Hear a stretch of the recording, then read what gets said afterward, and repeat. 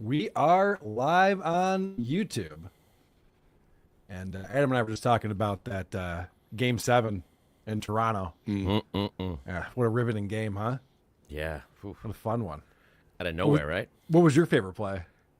I mean, it was kind of when everything was so unexpected, you know, in terms of just personal triumph to see that happen in real time and then have it taken away at the same time was also Right, yeah, because the other team heartbreaking. Right, the other team didn't win.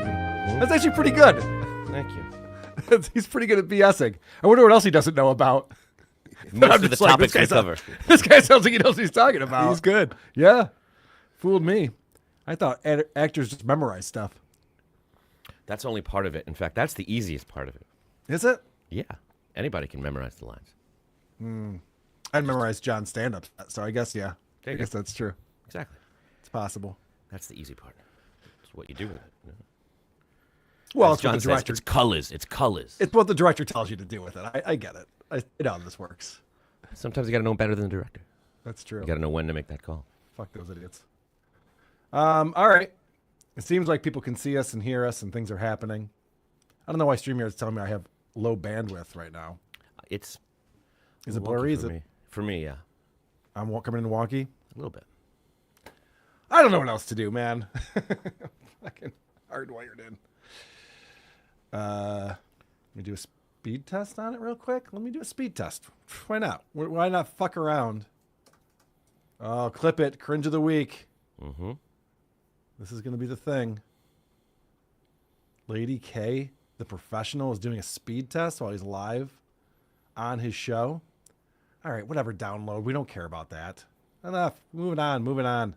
You got to cut it with people that we've criticized for exactly this. Just watching and laughing. Just laughing. Oh, I am having a problem. Oh, fuck. The professionalism. All right, well, let's try it. Let's try a different ISP. Let's see if that does something. I'm glad I checked on that. Because Spectrum sucks balls.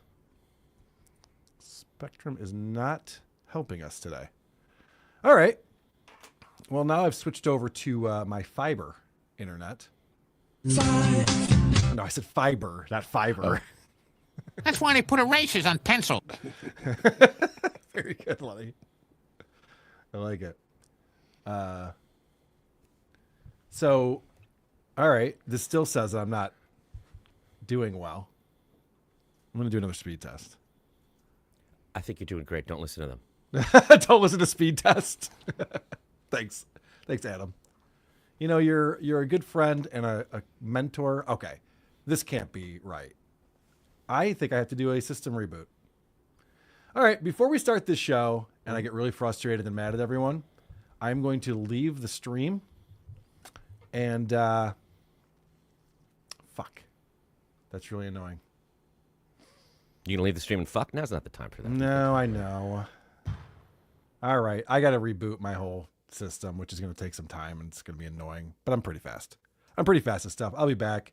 Adam, you can be quiet if you want, or feel free to talk to the people.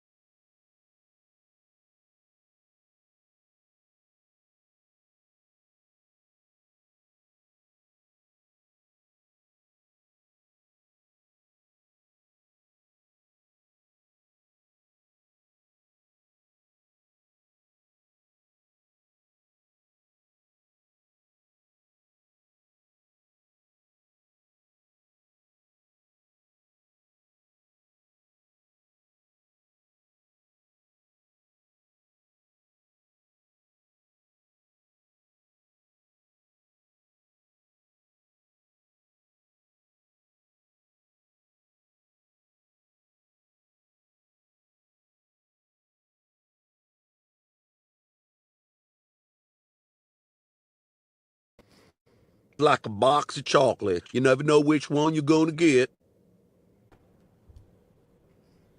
Like a box of chocolates. You never know which one you're going to get. Oh.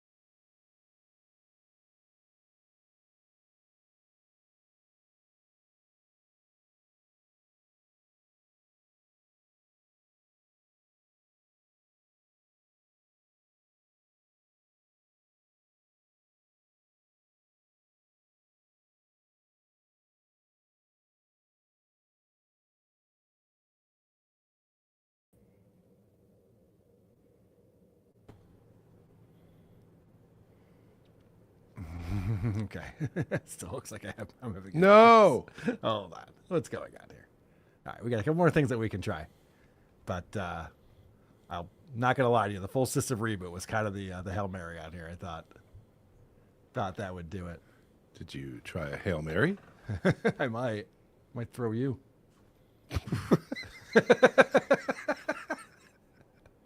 Everybody knows you never go full retard. Yeah. Oh boy. All right. Let's Do it till we can't do it anymore, so to speak. do it till our dicks fall off. Is that what you meant? Or I was trying to be clean about talking it. about something else? Do we have to? There's got to be another way. Holy shit. This fucking computer is sucking right now. I don't understand why that's the case. Disappointed. What's going on? One less drop I have to play. It stinks. It stinks. Let me just test one more thing here as we're trying to figure out what the fuck is going on. Oh, your betting app? Yeah, I'm putting in 5 large. I was watching this show today and he said he won 8 large. Like he literally won $8. Yeah, this is a my computer issue. Huh. Well, that stinks. All right. Well, we'll just push through it. I guess I don't know what else I can do at this point. It's kind of showtime. It's kind of past showtime. If anyone's asking. How do I look right now? I'm good right now, right? In terms of like, All right, here we go. what are we Everyone's a judging by? jokester. Everyone's a comic, right? Let me know when you're ready, and I have a list. Adam, can you frame yourself up just a little? Higher, lower? What do we got? Okay, cool. I think I got it. All right, I think I got it now, which means it'll never break again, All right, let's go. because that's how that works. Let me make sure I have everything running that I need to have running, because I just had to restart everything. So I have this and that. Oh, I want this. Definitely gonna want this, and a little bit of that. Shopping with Carl. Oh man. Frame up. Frame up. Okay. All right. And this is working. Lisa and Helga. These girls ain't fellas. Lisa and Helga. Oh boy. All right. Cool. I learned it by watching you. Well, all right. Let's acknowledge the super chats that are coming in. I'm sure they're all very gracious and understanding of the issues that we're having. That's our crew. Supertip.gg/WATP. Jordan is coming in. Lady K, I might be a sex pest, but I am not lazy. You see, it ain't easy being sleazy. Rough. Grrr. Oh, hey there, John. Oh, hey there, Rob Saw. Hazard Forward coming in. What does the thespian have in store for us today? Oh boy, Chris, it's going to be classic. Doubtful. There is a tide in the affairs of men, which, taken at the flood, leads on to fortune. That's right, Shabir. Did he speak into the mic? Nope, of course not. Adam, speak into the fucking mic. It's becoming my catchphrase, but only on Super Tip. Slam Peace Forever, Mommy. Adam and PC are in HD, Lady K's in 240p and gay as fuck. You know, that might be a good look for me, though, really. 240p. Mike Roch says, Showtime boys kick ass. Mattio! Mattio! Taking all requests. Preacher Bill, Ava free Wednesdays, please. Yes. People are not happy with Ava No shit. on the show. I'll talk more about that in a little bit. Big Daddy Dodo, someone looks sleepy. Oh, look at producer Chris is out. It's been a long day for producer Chris. James Q Legend, no show, let's all go outside. No, do not touch grass. No playing. Stay addicted to the internet. Pete D, please don't bring that Ava thing on. The show started bad enough already. Yes, that's a good point. I went and saw Doug Stanhope last night. Hey, how was that? It was interesting. So Doug Stanhope comes out. There's no MC. There's no opener. Oh, wow. It's just like, and here's Doug Stanhope. So he comes out, and, he's very Doug Stanhope-y. Fun okay, remember 5 months, much improved. Oh, good. Well, then we did something. Then it was worth our time. And so he's great.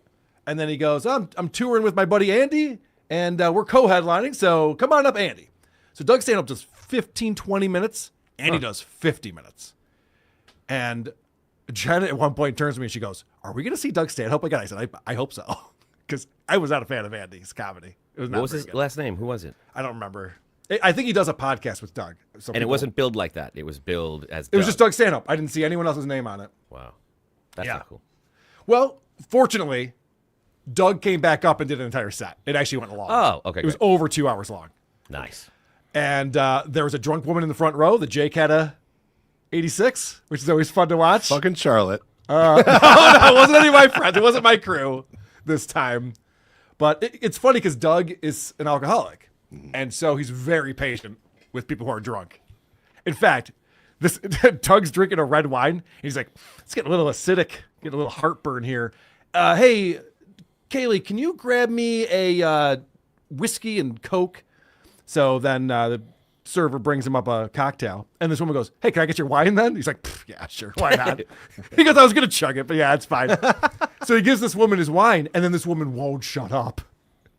And Doug's doing this thing where he's like, I don't have the rights to any of my material because I recorded all my specials with all these different companies. So I don't have any of the rights. Oh, he didn't copyright every joke?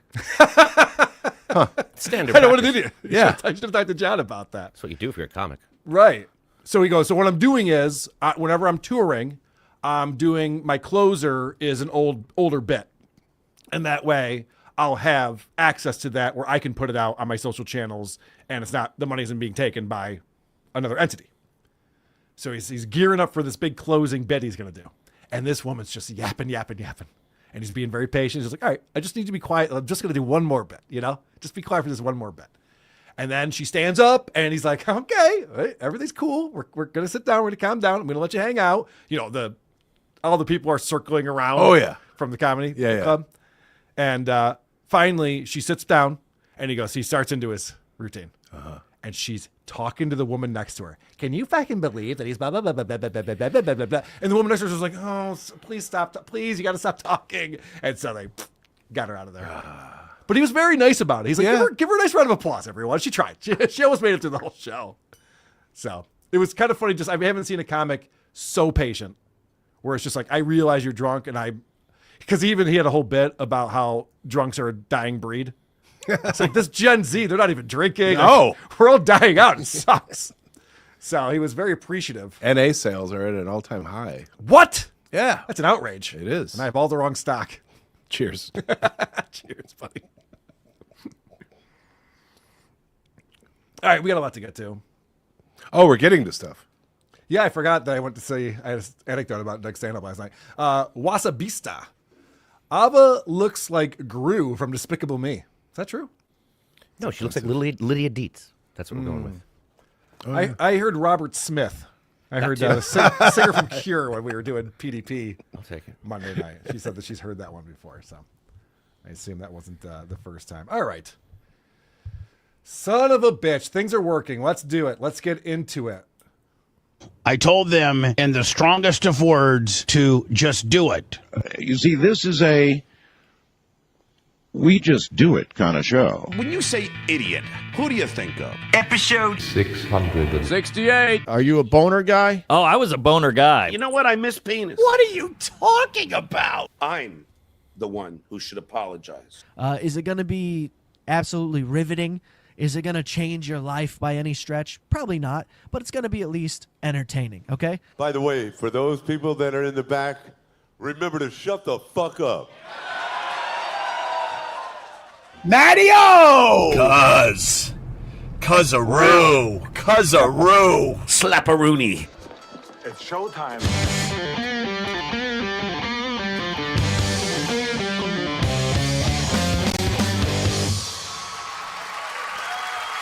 WATP. WATP. Hello, Rubber Dicks and Cuzzaroos. Welcome to another episode of Who Are These Podcasts, the only show that is solely based on private text messages. I'm your host, Carl, the $850,000 man. Of course, with me every Wednesday, the only person who ever watched the Pro Football Arm Wrestling Championship on CBS. It's Adam Bush. What's up, Adam? It's an honor to have watched it and to be here live. Producer Chris is here as well. Hey, guys. Please go to whoarethese.com. That's where you get our email address, voicemail number, link to the subreddit, link to our Discord server, link to our merchandise, link to our YouTube channel, and that link to Patreon and Supercats featuring 2 exclusive bonus episodes every single month. We knocked out 2 bonus episodes in the past few days. We had a Living in the Past with Stuttering John. That was on Sunday. We recorded that. That was a whopper. You were over. Yeah. Jenny Jingles was here. And so fun going back to 2016, the very second podcast John ever hosted. And immediately it's all about Jackie Martling, the biggest piece of shit. It's so great just to see, people confuse what happened in the Dabbleverse. Did this happen on Point Dabble Point? We had this discussion with Amariza, where it's like, well, everyone's just ganging up on him. And so how do you want him to act? I'm like, no, this is John's MO. This is all we have. His content has always been bashing people. Yep. It's amazing. Yeah, and sometimes it's prefaced with, but I love him. Sometimes. And, yeah. That seems to have gone away over the years. And then yesterday I did a bonus show with Monique from Radio Gunk. And we went through, apparently Monique told John he needs to apologize to her. And I didn't realize all the shit that John did, doxing her, calling her husband to threaten a lawsuit, and all this crazy shit that John did to Monique. So we talked all through that and watched a video of John apologizing. So it's all better. And also we went through Howard Stern, who actually went into Manhattan. This is a big deal. He went to the SiriusXM studios, into that big scary building with people and germs, in order to interview J-Lo, because he thought this interview was like a big deal to get Jennifer Lopez, who is a vapid nothing. And they're 2 narcissists having conversations about how they need to be loved and no one can love them the way that they need to be loved, but they're able to love other people. And it's insane. J-Lo's first husband put out this Instagram post that was just like, fuck you, you cheated on me. How dare you go on Howard Stern and say that no one's ever loved you? I did everything I could. I moved for you. I went out through all this stuff. The New York Post picked it up. E.T., we were playing a clip. Anyway, that's the point. It's a very good bonus show that was taken down because SiriusXM gave me a copyright strike on YouTube. If you are on our Patreon, or if you're on, if you're on our Patreon, what I did is I posted it on Rumble, and there's a link to it on our Rumble page. I'll get it back up. We'll win this, but I haven't won it yet. So we are disputing it. We'll get it back up. It is fair use. But SiriusXM, this is the second time they've done this to me. They haven't done it in a while. But for whatever reason, they decided to strike this one. You get all that at patreon.com/who are these podcasts. FightTheDabbler.com is another place we would love for you to check out, because that's where you can stick it to John. We can't let him get away with giving frivolous lawsuits to people that he doesn't like and who hurt his feelings. There needs to be consequences for those actions. And so people have been so supportive so far. We really appreciate that. It's been fantastic. FightTheDabbler.com if you'd like to join the movement. Also, we encourage our listeners to give us 5 stars on Apple Podcasts or wherever you review podcasts, and then shit all over us in the comment section. Today, we'll be checking in with KarmicX as Adam was back in Karmic's chat. Another podcaster criticizes our coverage of the Riyadh Comedy Festival meltdowns. Mr. Magenta wrote a parody song for Aaron Imholt. Ava had a big reveal on Point Dabble Point, and Stuttering John is so super stoked he can play the victim. He can't wait to play the victim. We'll cover that. I know how to do this. Plus, more of Stuttering John's performance on the Pro Football Arm Wrestling Championship on CBS. Ron the Waiter watched Anthony's recent rant about Opie, and he took notes.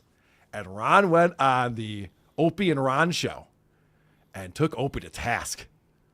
That's going to be a fantastic segment. Looking forward to that. Also, Megan will be here. Another round of Is It Gay? We'll try to poke a dabbler with Cardiff. We got your reviews. We got voicemails. But first, Keanu Thompson was busted for not respecting people's private information again. And you won't believe who she's perpetrating against this time. It's pretty remarkable. Thanks to So Thorough Joe Burrow for posting this on Twitter, and to Shuli for sending me the link. Okay, and then tell me this, okay? All of a sudden, my daughter has my phone and is, I don't know, scrolling on it, doing something really odd on it. I would never dream of picking up my daughter's or my son's or anybody's phone and start scrolling or doing whatever you're doing on my fucking phone. That's Michaeline. That's Keanu's mother that they do a show together. I thought it was Buckethead. I got hungry for chicken for a second there. Adam still looks perplexed. Questions? I've seen Keanu before. I feel like I've seen her mother before. These are demons, right? I'm hallucinating, and these are... It's October. They've been dressing up for Halloween. They're like Kino Casino now. They like do this dress-up thing. Okay, good. On their show. But what about last month? Yeah, because this has been going on for me for a while. yeah. So did you hear that? Michaeline is fired up. And she's like, yeah, guess what my daughter did? Opened my phone and started scrolling through it, which is an invasion of privacy. Let's see how Keanu reacts to this. And wait, you have your own phone. I don't understand why you're on my phone. So that went on for about 5 minutes. And I said, could you please put my phone down? You're making me nervous. I might have stuff on there that I don't want you to see. I'm sure you do. Well, how dare you? That's so disrespectful. It's incredible. It's incredible the stuff that kids do to their parents because they think they're stupid or something. Well, what could be on there? Ooh, she feels disrespected as well. And you saw the Keanu's like, oh, we're going to laugh this one off, right, Mom? Nope. I will tell you, I was at a conference for work once. And there's a speaker up there, and he goes, okay, I want everyone to open up your Photos app on your phone. Everyone, all right, get your phone out, open up your Photos app. Now hand it to the person next to you. And he goes, stop, do not do that. Nobody do that. That's such an invasion of privacy to like have someone look through your phone, or anything on your phone, but you know what I mean? It's fucking wild. I'd be pissed, personally. I'd be very upset. I'll just send you my dick pic. You don't have to steal my phone. Thank you. Yeah. See, I told you he was a just do it. You don't It's want me none to of your see. fucking business, and you shouldn't be picking up my phone. I would never do that to you. I would never look on your phone, not ever. I didn't even realize that we were fighting on the. We weren't fighting about it, but you. Yeah, of course you didn't, Keanu. She's so clueless when it comes to what she does to people with their private information. Just like, oh, you're upset about that? Yeah. You're making me nervous because you're on my fucking phone. Where's yours? You just admitted you have cataracts. You didn't realize it would be dark at 7 o'clock in the morning. Yes, I have the beginning of cataracts. I will have them fixed when in due time. Okay. But what does that have to do with you looking at my fucking phone? Thank you, Michaeline. What does that have to do with you looking at her phone? You can't see it. I might as well. I think I was just trying to put the navigate. I don't know what I was doing, but I apologize. Oh, okay. She was just trying to put the navigate. Uh-oh.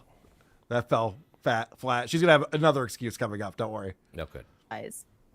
You were trying to put the navigation on for 5 to 10 minutes. Okay, you are being ridiculous. That just didn't happen. You're upset that totally you almost did. rear-ended someone. It totally did happen. Well, Why were you on my phone? You and fuck, are you serious? She seems pretty serious. I don't know how many more times she can tell you, yes, she's serious. This is really happening. And I get it. And I She think might not should look be. serious, but Right. But I think she should be upset. You and Eugene. I mean, Yes. my God. Yes, I would never, ever pick up your phone and scroll on it. You said you were looking at. No. You said you were looking at Dougie pictures. I said, what are you doing on my phone? I said, what are you doing on my phone? You said, I'm looking at the pictures of the Dougies. You. I know, not that I ever Unquote. code, but you almost rear-ended somebody. The other This has day. nothing to do with why you're on my phone. Yes. Wow. Good job, Michaeline. She tries to deflect again, and Yeah. Michaeline's holding her to task, which is not good to see. Yes. I was putting in the navigation to the doggy pictures for 5 to 10 minutes. This is hearsay, and I think you're lying. And you I'm not also- lying at I have all. a specific- Admit it. I have a specific memory. I know this happened. Do not gaslight me into thinking that that's how You will this not drive tell went. me you weren't looking on my phone. This drive, Mom, I sent the photos to myself on your phone of the dogs. It took no more than 30 seconds. And That's then not you true. were That fiddling is with the not true. air, You were and making me nervous almost to run my rear-ended phone. someone, and then you almost rear-ended someone. Like, honestly, I did not almost rear end them, okay? Are you fucking kidding me? I barely spoke a word. You know what? I drive fine when I'm by myself without you ear, okay? Yeah, if someone was looking through my phone, I'd be distracted while driving as well. Like, what app are you opening up over there? Nope, don't open up that one. No, what are you doing? And then immediately after that, you just hear. It drives so much better by myself. I swear to God. It's Very funny how true. frozen people get when saying, "Oh, Mom, I'm sorry. I didn't mean to go through your phone. I won't do it again." It's like not an option. You don't know where to go or what to do. Yeah. So you're just like, you're kidding. I guess this is a joke. Is this really happening? Yeah, it's happening.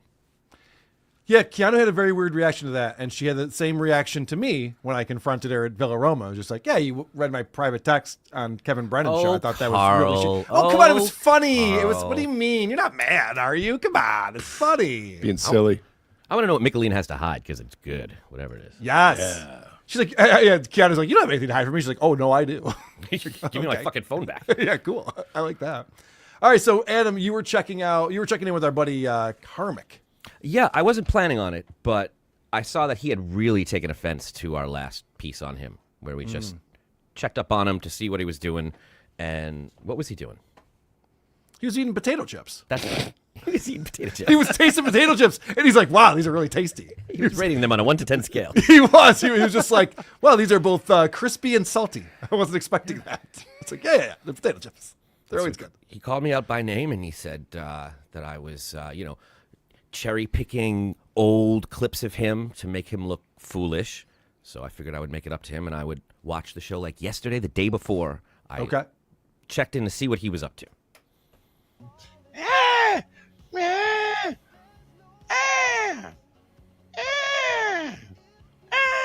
It's like this. And the little koala bear was being escorted by its bigger one, going, "You're getting out of the tree," by the mouth, and and it's like,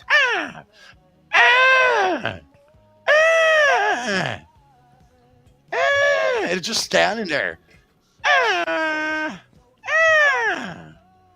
That was adorable. That video. I wish I could share it, but yeah, crying koala bear.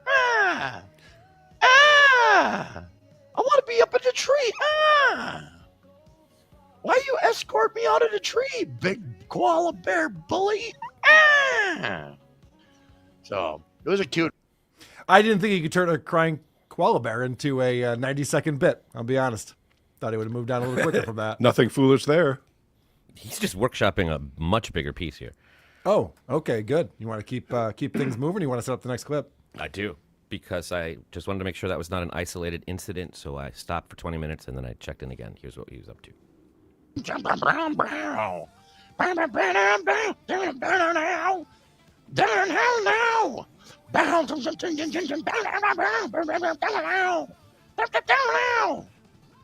I might need like a little slide guitar action, so it's sitting like this. I failed that one, but I failed everything. Starting to see why he is a AI musician. He only makes music using AI. I don't think he likes music. No. Neither does Tukey. Because Tukey sings these songs. He plays them in the car. He gets upset when they're not on Spotify. I think it's in the same way that we like a lot of the locales here. You appreciate it on a unique level. Mm-hmm. Yeah, and I think thought he Tukey might need some appreciates help it. here with the show. So I decided to chat something in. I can't remember exactly what it was. But Okay. But I appreciate that because you're watching this guy and he's like got nothing to talk about. He watched some show on Animal Planet and then he's making whatever air guitar noises he's making. I don't know what he's doing. When he's not yelling at someone, he doesn't have a good default yet. Okay. So Adam enters the chat. Adam Bush, did you just write that? Hey, go write something else, fucker. I ain't sending Adam Bush shit. Why? So we can watch him sit in front of his fucking desk, or his bookshelf. Hey, look at me, people. I'm a book reader.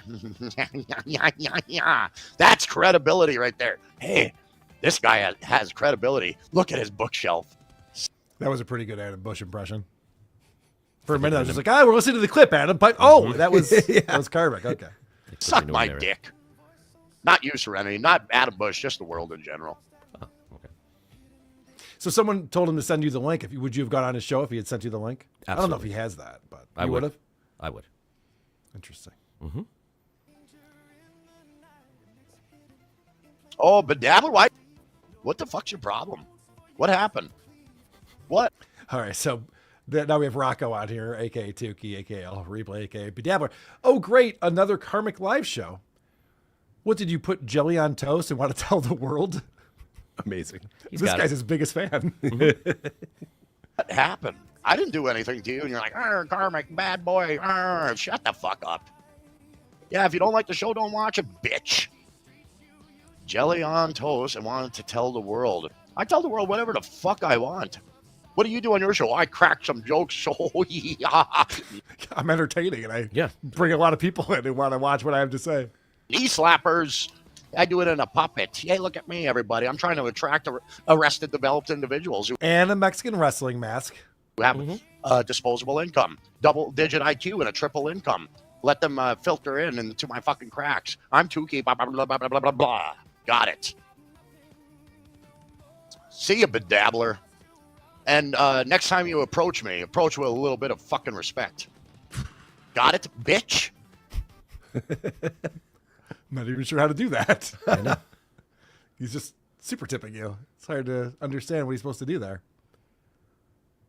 He said something interesting there. There was a tell there. What? So he goes, you have a triple-digit income and a double-digit IQ, right? That's what I heard. So he's talking about people's income. And that always is a red flag for me with these characters. Yeah. When they start counting other people's money. I was listening to Patrick Melton's show yesterday, and he was playing clips where Karmic had like a ton of money stolen from him through some kind of scam. Like I think it was taken out of his bank account or something. And Karmic was saying that he's going to get on an airplane and find out who scammed him and get his money back. He doesn't care if it's to fly all the way on the other side of the planet Earth to do it. Okay. So I think he might have some money issues right now, I guess is my point. I think maybe he's feeling that. That's why he's going after Tukey. By the way, Tukey might be the only guy, well, maybe Cardiff, the only guy who like makes enough money doing this that he could probably support his family, but also has a full-time job to support his family as well. So I don't think he's starving. He's also one of the few adults and like parents in this Dabbleverse that took the time to like speak to this guy and help him out and offer him advice. And he did none of that and sees no responsibility at all. All right, so is there more talking to Tukey here coming up? Yeah, he really wants to make sure that Rocco knows how he feels. Tukey's face has been fucked by Rocco. I'm sure he'd fucking fuck that face out of a sick thrill. I guarantee it. That poor fucking puppet. I don't send links to anybody anymore. I don't. I'm done with links. Fuck y'all. It's a solo show. I'm just going to do me. And if you don't like it, eat a dick. Because everybody wants to come on my show and talk big. Fuck off. This is my world. I'm just letting you guys fucking walk around in it. Sounds like you're not. Sounds like no one's allowed to walk around in your world. Also, This is not a show. Also, what Karmic just described sounded interesting, possibly entertaining. Someone's going to come on and talk big? Let's see that. Nope. It's just me eating potato chips. Sorry. The idea, okay, I probably have told this story before, but I used to work for a woman. When I left her company, she thought that I was going around trying to sabotage her company and bad-mouthing the company to clients and things like that. So she hired a private investigator to look into my nefarious deeds that she considered I was doing. Now, I wasn't doing any of those things, and she realized that I wasn't. The reason why she thought that is because she would do that. Yep. The fact that Karmic's first thought is, I bet you have face-fucked your puppet, Dookie, is wild. That would never be a thing that I would think of. Like, what if Rocco's face-fucking that thing? I'm so glad you mentioned that because that's where this goes. And I want to know what motivates people to go from one thing to the other. Okay. Are we ready for the next clip? I think so. I'm sure you act like shit. He's talking about you me. act. I could about imagine. But no, you want to come across like a kind of a cocksucker and be one, you Carl dick riding twat.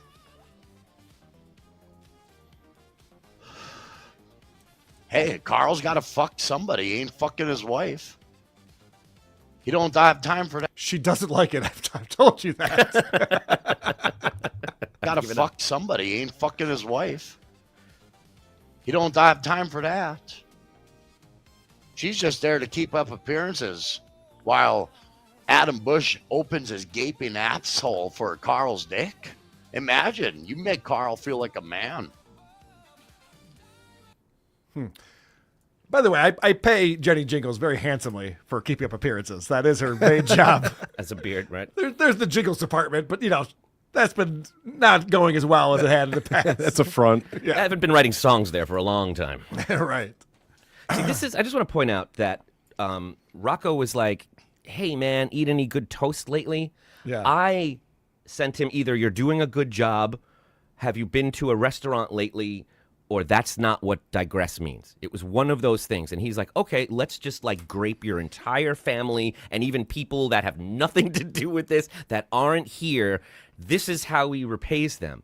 But if you want to, you can pay him $1 and say whatever you want, and he will thank you for the privilege. Oh, that's interesting. Bush, I'm a loser, talentless, nothing fuck. I just got to accept it. So that's what you are, Adam Bush. Just keep it in your heart of hearts, you stupid fucking bitch. Pizza shit. I bet Dixon's... you're a piece of garbage. Piece of garbage. That's what you got to be known as, okay, man? Go fuck yourself. So the super tip is pizza shit. It's kind of a funny name. It is a good name. I bet Dixon fucked Felicia's face real nice. Mm-hmm. Are they currently still dating Felicia and Karmic? I think so, right? He's still with he her. believes so, but everyone else knows they're not. I see. But he's still holding on. But he's very upset with you for some reason. Yes. And he thinks that me having sex with you makes me feel like a real man. I got to say, I'm actually embarrassed by it. It's actually a point of shame for me as a heterosexual man. We need to own our kinks, But you were in Buffy, I just keep telling myself, this guy was in Buffy, I sure was. So there's that. So watch this guy stand on his morals and values in this next clip. Thugging with my rounds, my coochie pink, my booty hole brown, where the ninjas I'm looking for to hose quit playing. Ninja, come suck a bitch toes, love my ninja, he just took a bitch down, he really eat me out. Have you seen me dance to Michael Jackson, Girlfriend? My pussy hole is really brown. God, I love being accepted by a big old turbo dyke like you, sister girl. I gotta love that was the best part of that whole fucking super chat. But thank you, Anonymous. It was the best part of it. Was that the AI? Yeah, we were there. Yeah, but ask him about toast. He's gonna get real fucking pissed. I know he's got his girlfriend on there, which I'm surprised he has that as a voice on Super Tip. Because people Yeah. can say some real nasty things. And they do, his and he allows girlfriend's it. Voice.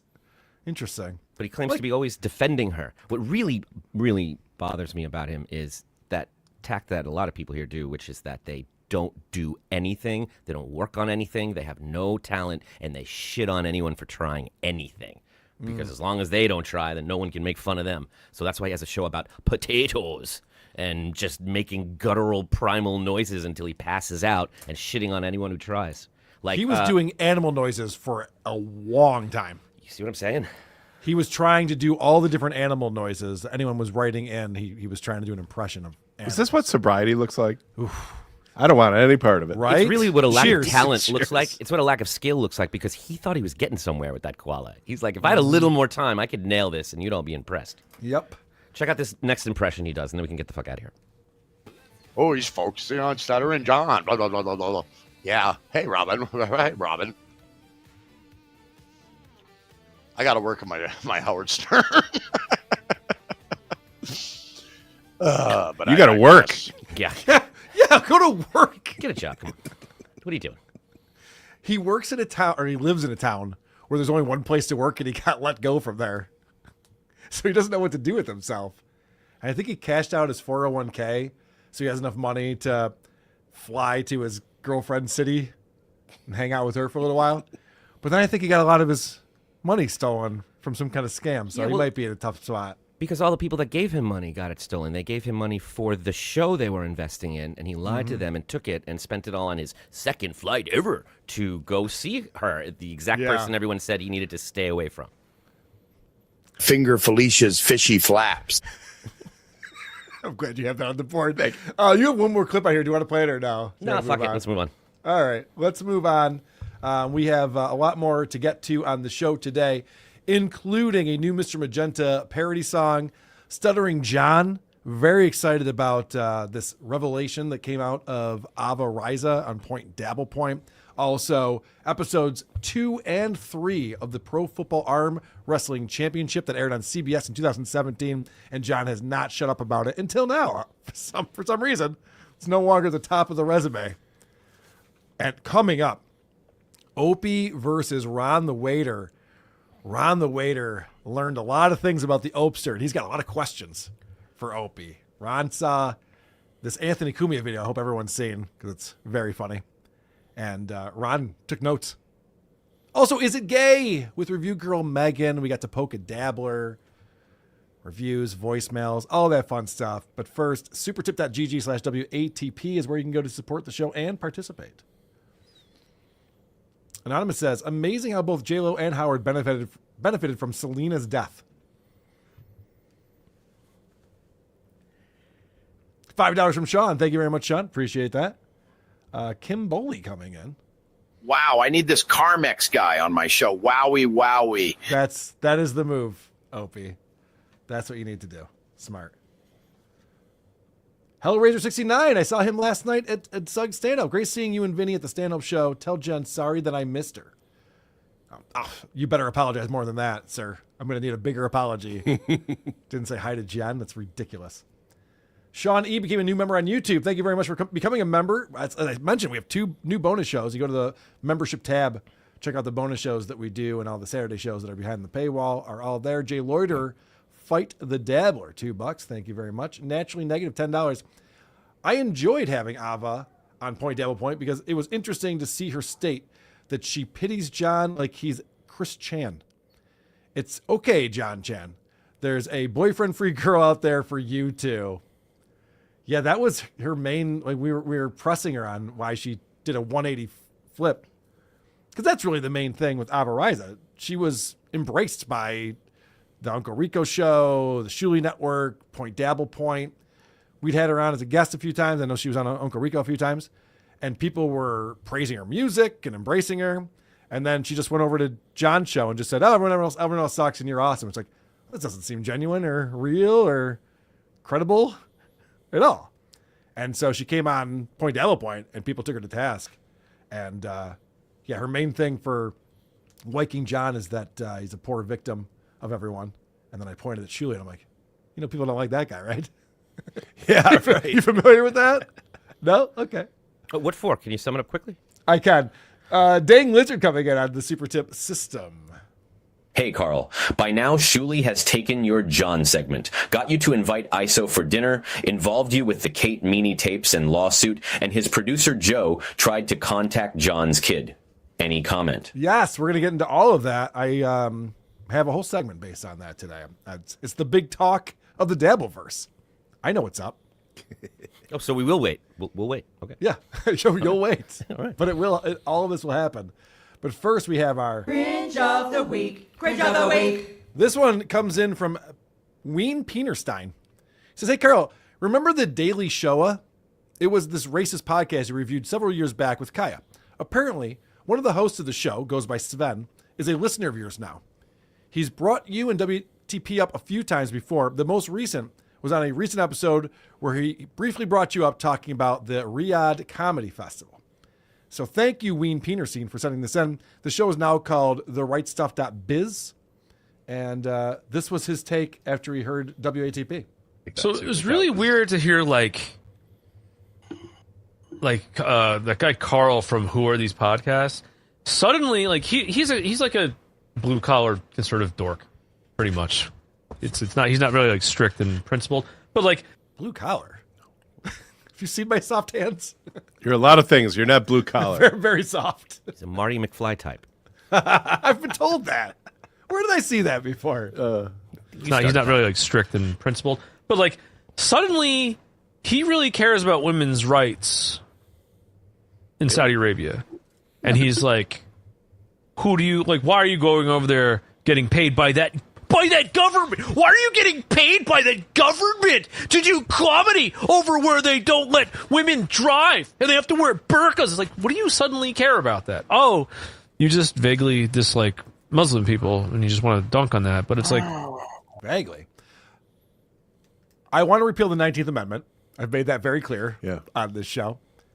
And I also said that I would take anybody from the Saudi government. Someone's going to take it. So, 0 for 2. and then it was trying to go after Whitney Cummings because Whitney Cummings was a Me Too person. She cared about sexual assault or something, and so whoa, you're over there where they just I guess rightoids kind of think. And for all I know, I don't know if they're in Riyadh. You just do sexual assault all the time, and there is no Me Too. They do. Yeah. There's no Me Too movement there. What a hypocrite! It's like, how much do they pay? What do you care? Well, the Saudi government is definitely a bunch of weird perverts and shit like that, like those fakes and whatnot. That's for sure. But it's like, are they, or is that just something that people say so that you don't think that Jews are perverts? They can both be perverts. Okay. I like that his co-hosts are just like, well, yeah, there's some wacky shit going on over there in Saudi Arabia. Just FYI. Calm down. Yeah, you want to know. So that was a weird take. I'm pretty sure the only reason why we covered that, and I even said I didn't care about it, was just because of the way that these comics are reacting is hilarious. They're melting down and losing their fan bases because they can't explain themselves. They're intentionally missing the point. They have to be. It's very, very clear. And it really does, I'm sorry, it really pisses me off because he said it. He's like, Whitney Cummings. You remember she used to be a Me Too person? That was the point. That was the whole point. Yeah, Who was ever used to be, you are or you're not, for the most part. If she changed, then that's worth talking about. And this Saudi gig would reflect that. The hypocrisy is what we were pointing out on the show. We enjoyed that quite a bit, actually. But so thank you for sending that in. I listened to that. I was just like, holy shit, Sven, if he's listening to my show, he's not understanding what we're saying at all. Mr. Magenta is a guy who's been around for a long time on this show, participates in our song parody contests over the years, always bangs them out. And we haven't heard from him in a little while, but he's paying attention, and he's really following this Aaron Imholt segment. Oh, I should mention, I'm going to be on Lucy Does Dabbleverse, I think this Friday night after This Little Piggy, breaking down, I don't know if anyone's ever done this before. We're going to break down the reason why Aaron's in jail right now, because Aaron is in jail right now. Going back to, it actually all starts with Chrissy Mayer and Chrissy Mayer's dad. And we're going to go through the entire chain of events that led to Aaron Imholt being in jail. So that's going to be a lot of fun. We'll be covering all of that. But first, Mr. Magenta has a new song parody called 15 Days in the Hole. It's a parody of a Humble Pie song. And this is about Aaron and his 15-day sentence.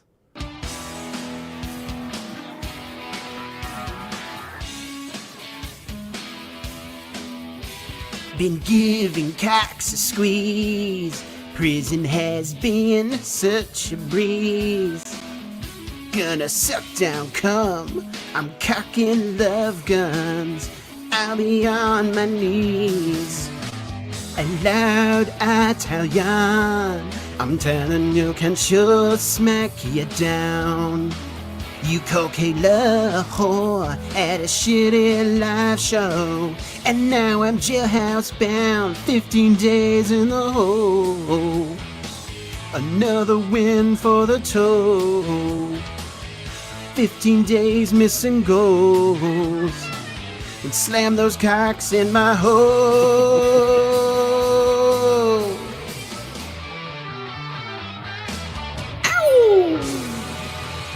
Don't worry, boys. I'll be back for the other 350 days after I fuck up my probation. Seriously, why did I call Gino from jail? It's just jail. He's not getting butt raped. That's not what goes on there. People are having their fantasies about this. Why did he call Gino from jail? I don't know. Man, that was very funny. I think that was last week when we played. I wanted to believe that Gino was just doing a bit because we'd never know. Wouldn't that be amazing? That would be amazing if Gino was that good at stuff. Yeah, I know. I'd be impressed. If you could remember to wait to pretend to be listening to the other person, it's fine. Thank you, Mr. Magenta, for the song parody. Always appreciate those coming in. And all right, let's get to it. People are interested in it. Let's talk about my buddy Stuttering John. Bloody ass. Can I get a little sympathy? Because I got a bloody ass. I'm bleeding generously. Because I got a bloody ass. Now, we're going to get into the AVA stuff. We're going to get into the Pro Football Arm Wrestling Championship stuff. But first, I want to talk about John is not going to take the LSAT. Oh, yeah. He's announced that he's what? postponing taking the LSAT. Oh, he's got some good reasons, right? I hope so. So this is, I believe this is from Tukey's show, where Tukey is watching John talk about how he's not going to take, or he's postponing the LSAT. We have an update on John and the LSATs. Sean, if you would play the Stut Joe clip. I'm thinking I'm going to postpone my LSAT. I got too much else going on.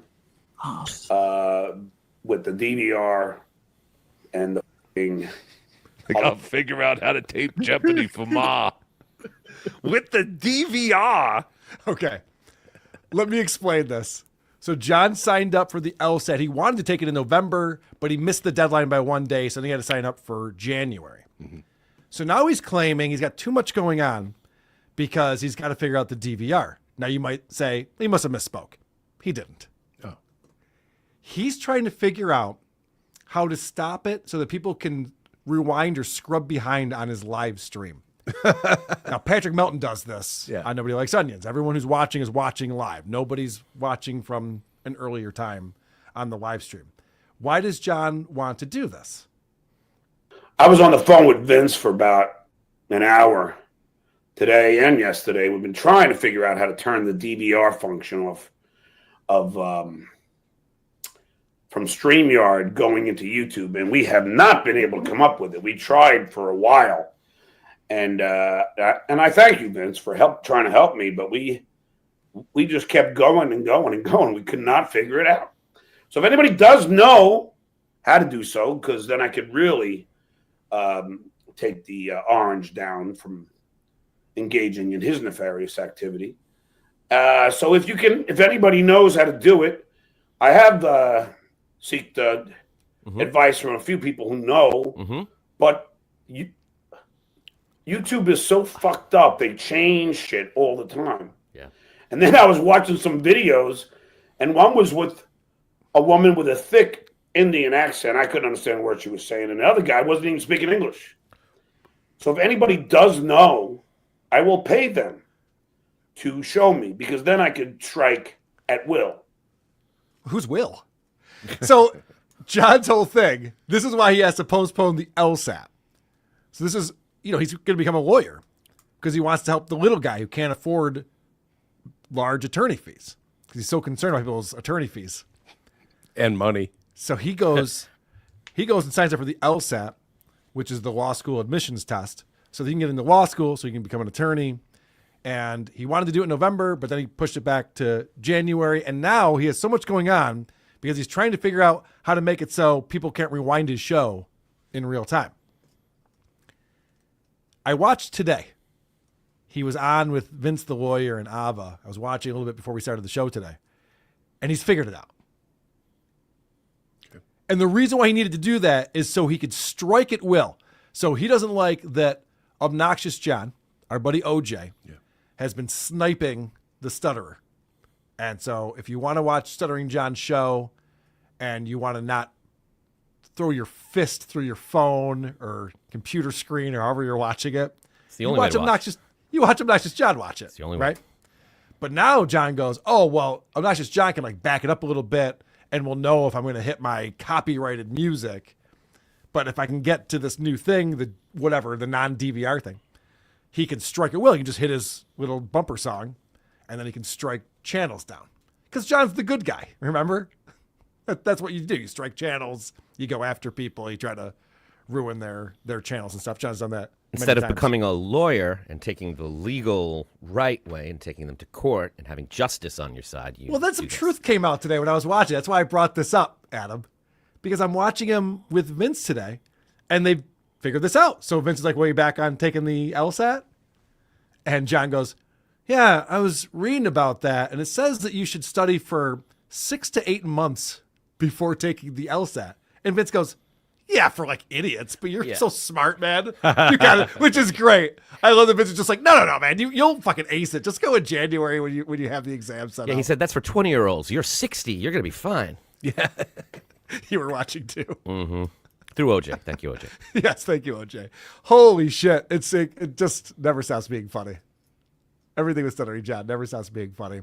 So we'll see. Now John's claiming that he is going to take the LSAT in January. I have a feeling that he's going to find an excuse to not take it. I think he's never going to take this exam because he didn't realize the amount of work that went into it. And now that he's started studying, quote unquote, as he says. You probably should have researched this. Yeah. Before like bragging about how Pocky's going to pay for all of your law school and your fees for the LSAT and stuff.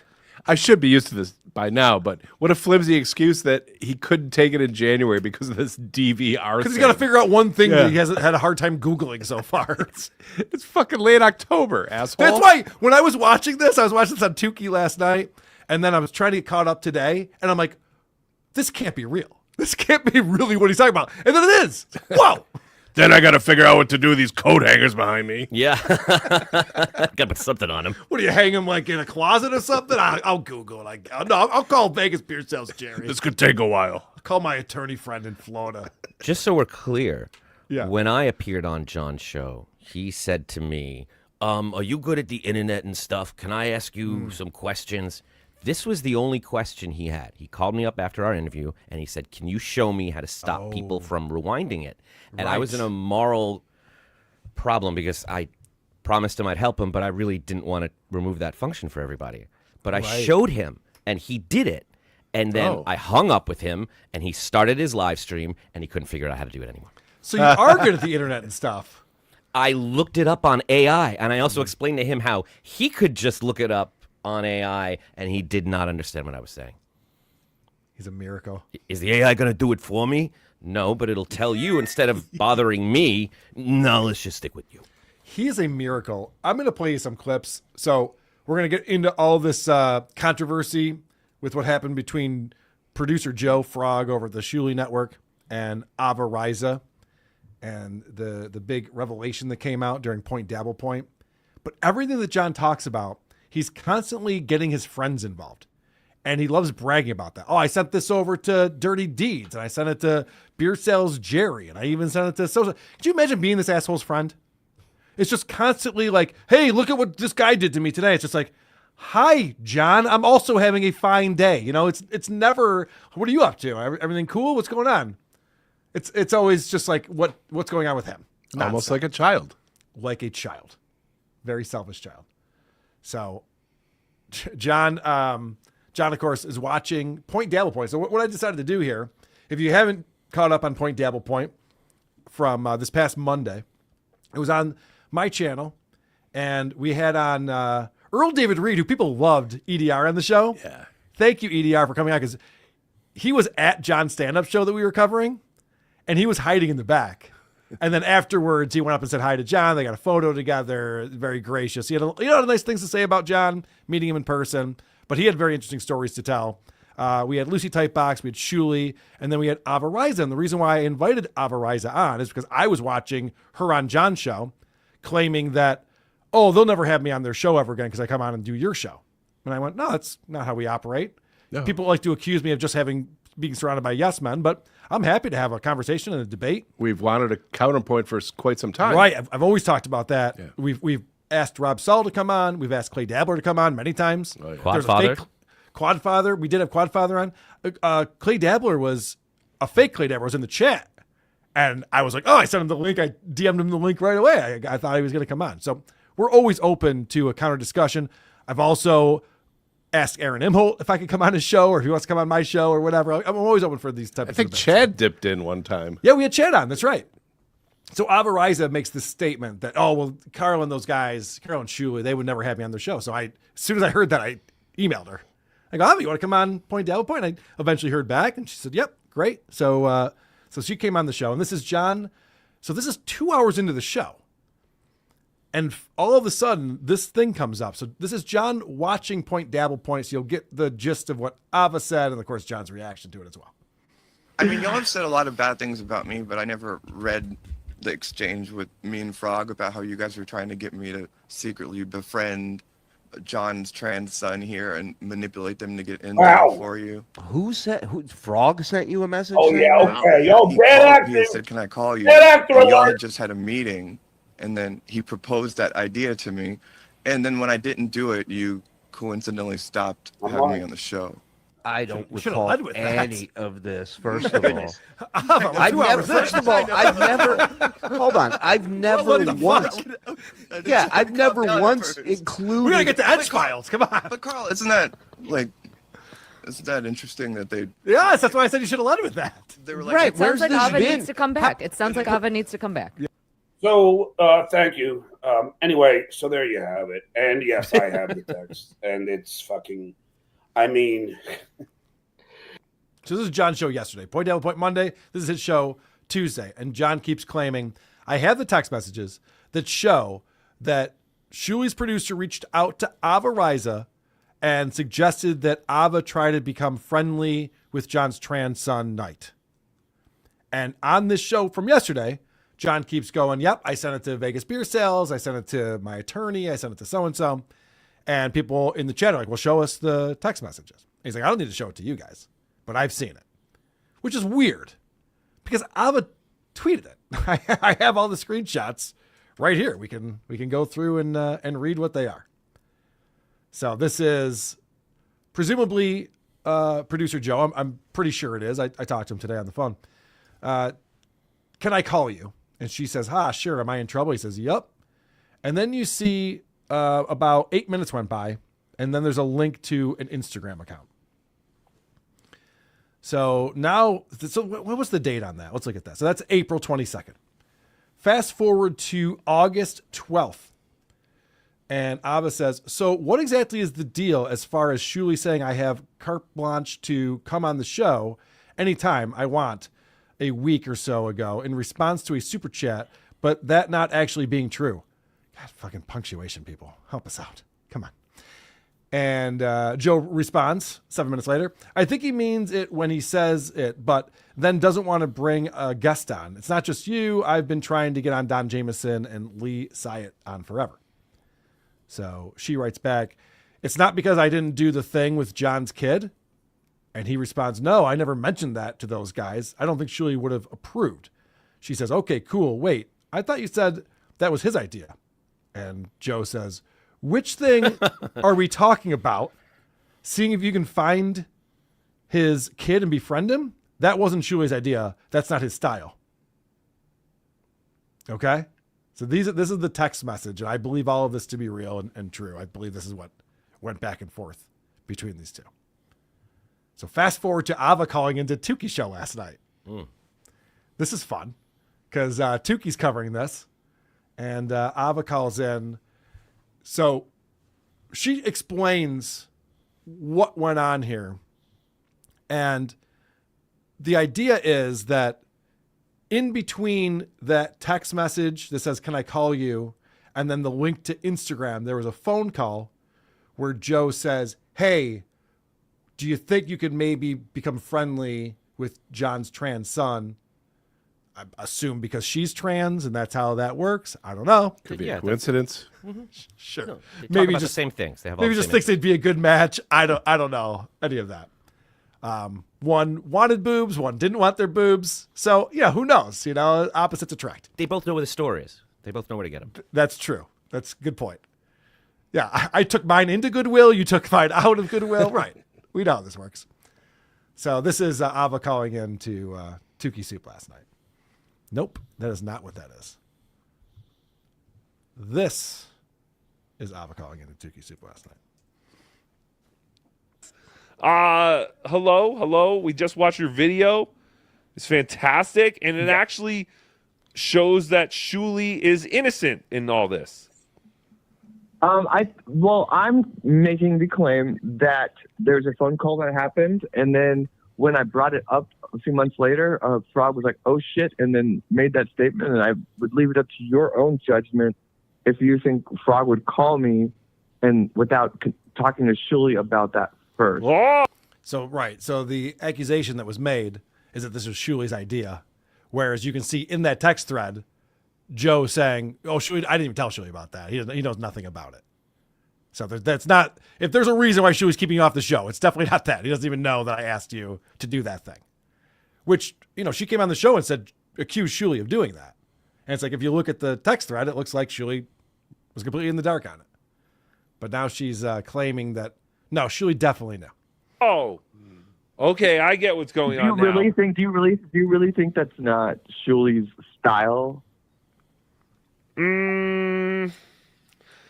If I'm really going to be honest, I mean, I don't think that Shuli would have told him to try and get you to go undercover. But after what I saw Frog do at DabbleCon 2 when he was left to his own devices, I do believe that he could have came up with the idea. That was Vinny's fault, sir. And went. So what they're describing here is when Kevin Brennan was sniping our stream, our pay-per-view stream, Joe's brilliant idea was to show shit porn and someone screaming the N-word. And a lot of That people old gag, I remember a lot of people who purchased, I mean, there was a reason for it that happened to John on his stream, but a lot of people who purchased the stream were kind of offended by that. There was also something about offing our current president. It was wild. It got a little wild. So I thought that was fun. Just, you don't hear Tuki talk seriously very often.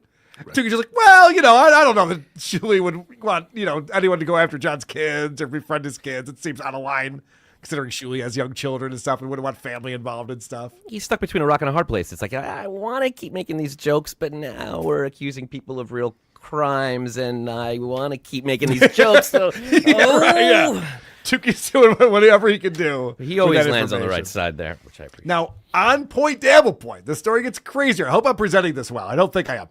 On point, Dabble Point on Monday, Ava claimed not only did she have the text messages, but she also has the phone call recorded from Frog.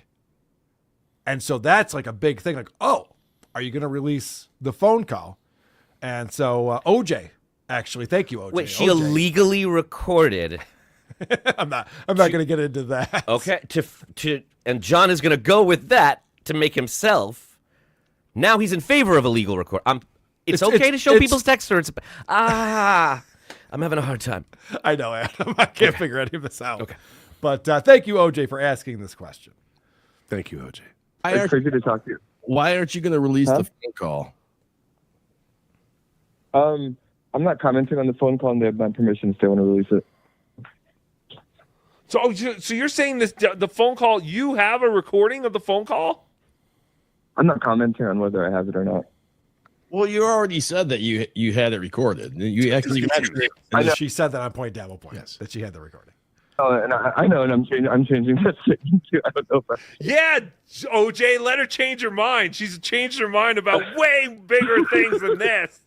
Yeah, Don't worry, baby. I was drunk. I was drunk on that show by that point, and yeah. So I just impulsively said that. Yeah, leave her alone, OJ. She was drunk. Don't worry. That's weird. I was surprised by that because I didn't see her drinking. No. She turned off her camera a few times because she said her cat was unruly. But the show is 1 p.m. to 3 p.m. on the West Coast. And the cat seemed fine. Interesting. So she said that she had the phone call recorded. Baby, Tukey will protect you. Stand behind Tukey. But I'm not saying I do or don't. I just don't have a statement on this phone call. But they have my permission to release the call because there's no way he didn't record it. And I actually know that he recorded it. So she knows that he recorded it. Could you imagine? I've talked to Frog on the phone many times. I highly doubt he's recording our phone calls. Seems like a waste of time. Would you be able to know if he was? No. If he didn't tell you? Yeah. So how does she know? The only time I know is when I'm calling customer support and they say this phone call may be recorded for quality assurance purposes and future training. And Joe doesn't say that, huh? Joe's never said that when I've called him before. They should go wild and release the call. And if there's a call, but so you're saying if there is a call, there's definitely, we will definitely either hear or not hear Shuli bring up this idea. Like, will the phone call answer all our questions about whose idea this was? I'm making the claim that people just don't like me and don't want me to have this. And so they're just going to say, oh, well, the call is the way to find out. I would argue if you objectively look at the text exchange is exactly the way that I described. Ava was doing this on Point Double Point too, where she was saying stuff that didn't make any sense. And then she's mad at us for not figuring it out. Well, people just don't like me, so they're going to say that the call is the way to figure it out. What? She said we don't want her to have this. They don't want me to have this. Right. Have what? Have what? Do you have the phone call? Does it implicate Shuli or not? She doesn't know what to do. She has never gotten this much attention. Yeah, I know. I think that's what the problem is here. There's way too much attention. And I just want to say, I posted last night, early this morning, actually, I posted the video clip of us reviewing John's stand-up from Saturday night, the show in Pennsylvania that EDR attended. And I pulled mostly crowd work stuff, things that aren't in his normal set. We don't need to hear the squeegee joke again. But I posted it up on and there was a guy who recorded it, the audio for me. There's another guy who recorded the video for me. So I was able to overlay actual photos of John performing stand-up over the stand-up clips. Took me a while. I did a lot of editing last night. Not the point. The point is I posted this video and I was getting a lot of thumbs down on it, which I get thumbs down on videos before, but not Stuttering John videos. People seem to really like those. And I was like, oh, that's weird. We only had a 90% like rate, which is very low for John stuff. So I clicked into the comments, like, what are people saying? Did I fuck this up? Did I edit it wrong? Everyone hates Ava. People just despise Ava. And it makes sense. She sucks. Yeah. She sucks, and she has no credibility, and she's not a genuine person because she talked all sorts of shit about John, and then she comes on Point Double Point and says Shuli's a worse person than John could ever be and talks all this shit. So it's just like, all right, so you're all this way or all that way? We can talk about Shuli's flaws. Yeah. We can talk about John's flaws. She can't. She can only talk about one or the other depending on the year, the date that we're talking about it. So it's not much of a counterpoint, really. No, it kind of sucked. And I was, what has illuminated me. I was reading through these comments. I'm like, oh, everyone just fucking hates Ava. So they're mad at you. I get it, man. Yes. I get it. I saw a lot of people saying never have her on again. Yeah. A lot of the people on our There's Patreon. A lot of that. Yeah. You're probably putting together internet news, so you saw. Yeah. Was there always this hatred for her, or did it just happen after Point Double Point? Well, that's a good question. Because as I mentioned previously in this episode, there was a lot of support for Ava. Yeah. She was embraced by the Uncle Rico Show, the Shuli Network, Point Double Point. People were praising her music and checking that out. But there were a faction of people on the fence, and I think this brought that to a boil. But then she's been like on John's show a lot. Yeah. Like there isn't a more prominent co-host on John's show in the last few weeks than Avariza.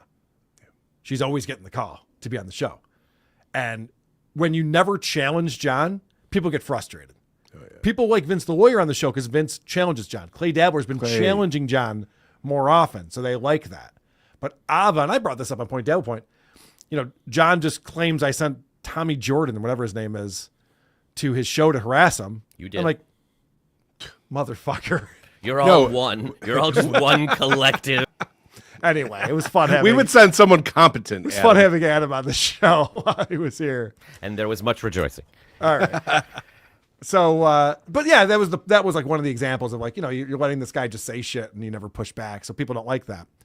So the question came into John on Tuesday is Avariza was on Point Dabble Point. Nasty Neil was on Point Dabble Point, and John never let him hear the end of it. Yep. So he wanted an apology from He poor needed an Neil. apology from Nasty Neil. So the question is, will John be upset with Ava? Will he need an apology? Vagina Wrinkle, are you going to make Ava apologize for pointless babble point? No. I'm not Pinky. I don't dictate where they can go. The Neil thing was a little odd for me because it was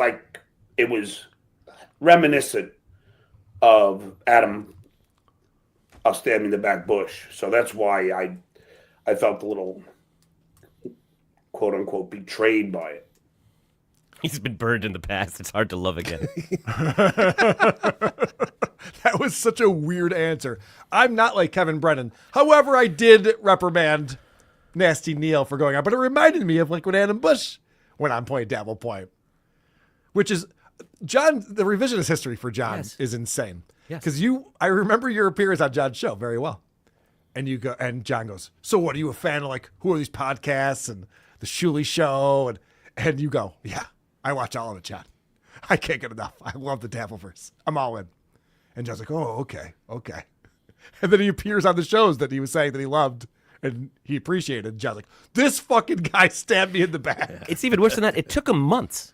They tried to egg him with that and be like, "Doesn't that annoy you?" And he kept saying over and over again, "That guy can do whatever he wants. I don't own people. That's Kevin Brennan. He's the guy that does that. He's a free agent." That's what he said. Then, Vince worked on him for a while and he did a really good job and just got him to just snap. And now he can't remember why. But it brings up the only point I really want to make here, which is that it's such bullshit to be pretending like any of this even matters if Shuley knew or if he didn't. We've made it very clear whether he knew or not. We're just going to do the same thing anyway. You're telling me once there's a distinction that he did or didn't know with Frog, everyone's going to ease off of that? The whole thing with Karmic, somebody asked him, "What is your real problem with Adam and Carl? Like, those people haven't done anything." And all he could come up with was, "We have done shows with the Shuley Network. And if you can support a person like ISO," he's like, "I just can't support that. I don't have time for that. That's really bad." It's like, oh, okay. So we're implied. But you're going to give Shuley a pass on whatever this shit is once you get definitive proof? No, you're not. Doesn't matter. Yeah, that is the problem with trying to figure out why you don't like people that you have no reason to not like or you want to be enemies with. Yeah. Is because there's going to be a lot of things where you're like, "Yeah, but this person did this thing and you're okay with that." And then you got to explain yourself. And it's like, it's a lot of work. It's not worth it trying to figure out your justifications for dumb shit. So it gets brought up again because I don't think Vagina Wrinkle got the answer that Vagina Wrinkle needed. Why would John not be upset with Avariza, even though Ava was in enemy's territory on Point Dabble Point? And John explains. Vagina Wrinkle yelled at Neil for pointless babble point, and MLC. When did I yell at MLC? But not Ava. I think it was. Jesus, John's so stupid. No, Nasty Neil also wanted Misery Loves Company. Duh. You didn't yell at MLC. You yelled at Nasty Neil for going on these shows where people make fun of you. The real Vagina Wrinkle is right there in the middle of his forehead. I'd fuck the shit out of that. Like it was Tukey. Like Rocco fucking Tukey's mouth. Not Ava. I think it was the other way around. I think Pinky yelled at me. Got it.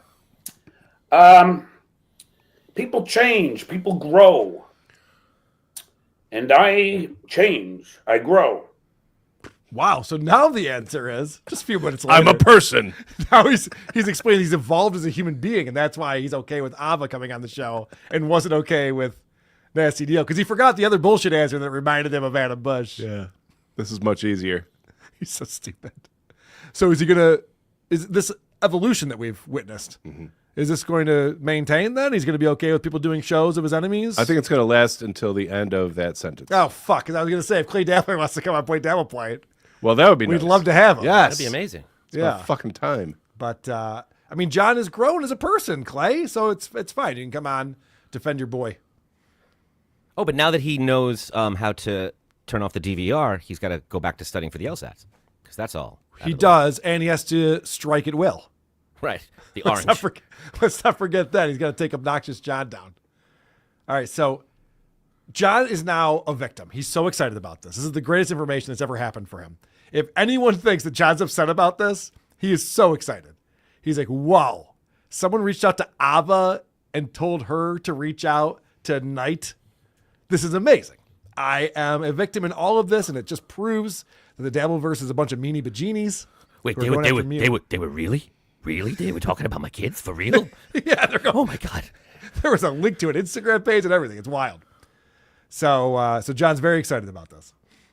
I sent Dr. Steve that link of really saying what I mean, we all knew he's a scumbag. Why did you send it to Dr. Steve? He has nothing to do with any of this.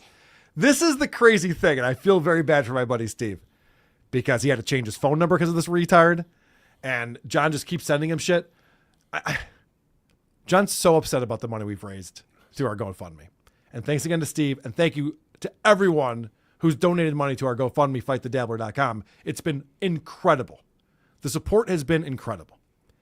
And John sees that number, it's over $33,000, and he thinks that should be his money. He wanted Shuli and I to have to pay out of pocket for an attorney over this frivolous, ridiculous lawsuit. Yes. He never thought he was going to get the money. If he thought he was going to get $600,000, which turned into $850,000, he wouldn't care if we raised $33,000. What's the difference? He's going to get $850,000. He knows he's not getting shit. And he wanted Shuli and me to have to pay out of pocket ridiculous amounts of money for attorneys to defend ourselves. Acting like he already lost. He is. And Dr. Steve has nothing to do with any of this. No. And now John is trying to harass Dr. Steve over this, which is not going to get you anywhere. And talking to John is pointless. Mm-hmm. Stop harassing Dr. Steve, man. It's not going to help you out at all. People are going to turn on you even more so than they have. I mean, I can't imagine anyone aligning themselves with someone who's harassing and fucking with Dr. Steve. It's just not a good look. It's not a good move. Quick note. Yeah. I think John knows how nice Steve is. Yep. And that's why he's trying so hard to get anybody on his side, especially Steve. He just wants to keep throwing like evidence as to why you should feel sorry for him. You know what? That's not even it. There's something to that, but John thinks that Steve has $33,000.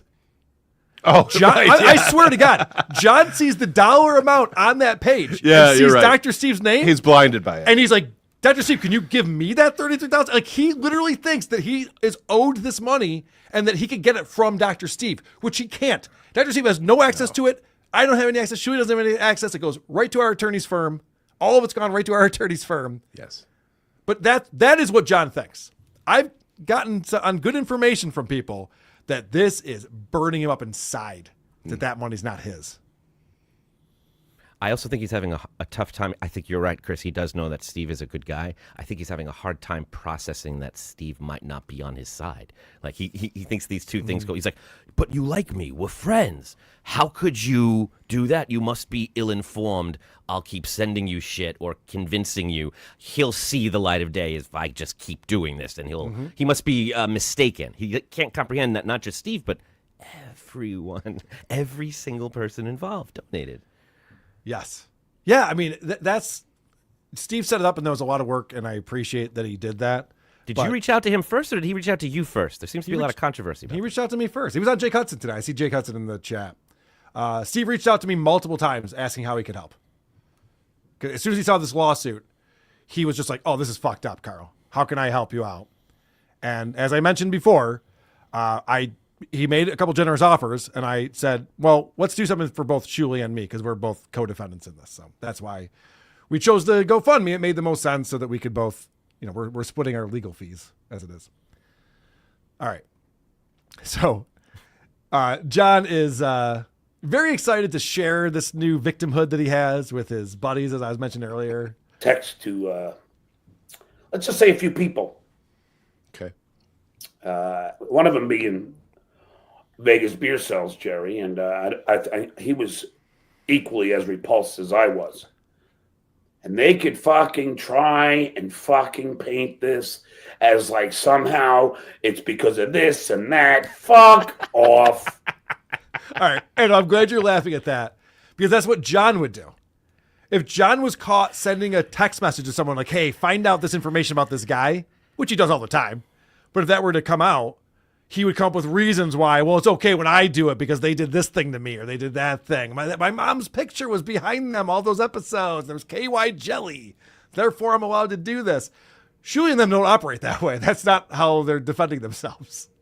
I also love how it's his My Cousin Vinny fantasy where he just like saddles up to the judge and he goes, come on. And they all go, all right, you got it. You got it. Yeah, I know. It's great.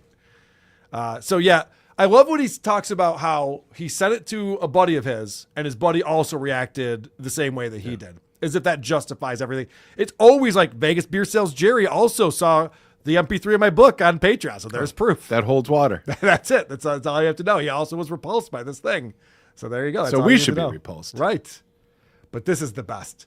I'm going to play. This is a very short clip. Remember, John loves being a victim. This is his favorite thing in the world. He's a cry bully. And this is maybe he's talking about Shuli acting. This is maybe overacting a little bit. Like, I was in shock. I truly was in shock.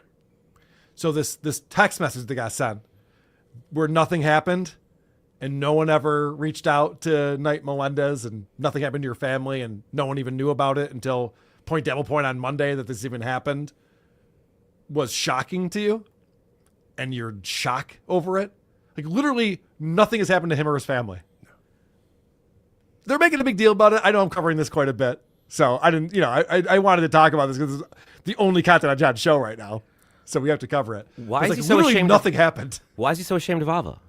Like anyone that's on his show, he's like, you have to be best friends with my mother. You have to meet my brother. Kate, you're going to love my brother-in-law. Yeah. Mom and Richard Ojeda, the whole thing. Like, why can't Ava and your kid be friends? Do you want to know the truth, Adam? Yeah. Can I tell you the truth? Please. It's because John hasn't spoken to his trans son in years. Come on. And he doesn't want anyone to know that. Because it's embarrassing that he's a terrible father who's lost connection with his children. But he would do anything for his kids, including stop drinking if they asked. Including stop being online. No. He hasn't done any of those things. Oh. They have asked. Isn't Have that they? crazy? Very publicly. So then he brings out Ava. He's complaining this whole episode. Like, where's Ava? I sent her the link. Why isn't Ava on here? So finally, she's probably drinking. So finally, Ava shows up on the show. And John explains when he was watching Ava on Point Dabble Point, how he felt about that. Ava really fucking stuck it to them on Pointless Babble Point. And, I haven't been able to watch because I'm sorry. I have such a hard time dealing with Snaggletooth and Shitway's voice. Shitway's arrogance and pompous attitude just drives me completely insane. I love this. John's like, hey, you're going to give Ava shit? No. Why would I give her shit? I didn't even watch it. This is like the one thing where John could be watching this, taking notes, pulling clips, doing this whole thing. And instead he's like, I can't, I couldn't watch it. Fucking lazy, man. So lazy. He can't be bothered to watch the thing that is going to propel his show for whatever the narrative is for the next however many days. Couldn't be bothered with it. He doesn't feel obligated to monitor and protect his kids from whatever horrible things they're saying over there? No, I guess not. It's weird, right? All right, so then John, of course, has these text messages that I showed earlier that Ava posted on her Twitter. and he's sending that out to everyone. I have my permission to show him if you want to. No, I'm going to wait because Okay. they already gotten to my the people that I need to get them to. Okay. I think you can read between the lines when I say that, and I guess so. Yeah. Okay.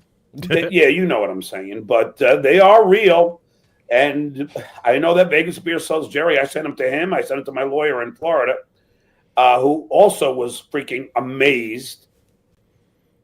So I know John's not an attorney yet, but I am curious how you connect the dots between producer Joe sending a text message to Ava and a right of publicity case in New York State. I'm a little confused as to what those two things have in common and why he would have to send that to his attorney. And Vegas. Vegas Beer sells Jerry. Because in the court of public opinion, they're all going to agree not cool. Yeah, you know what? You're right. These guys are jerks. He really is that stupid too. And the fact that he's like, oh boy, this case is blown wide open now that I have these text messages. John doesn't even know what he sued us for. He still has no idea what it is. He has no clue. I wish he would read through the complaint. He should. It's fucking wild. It's crazy. He doesn't know why he hates me. He doesn't know. No, he doesn't. Just made up stuff. Well, he introduced you to Howard Stern. Therefore, you owe him for the rest of your life. I did. I went on his show. And then I helped him learn how to work the rewind thing. That's true. You did do those things. Which freed him up to become the lawyer he is today. Because if I hadn't showed him that many years ago, he'd still be working on it.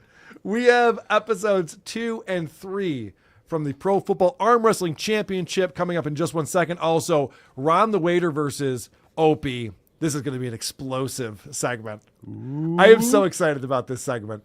But first, people can support the show by going to supertip.gg/WATP like Steve Morton over here. Heard there was some tension between Ava and Shuli. Looks like the toe needs to mediate this dispute.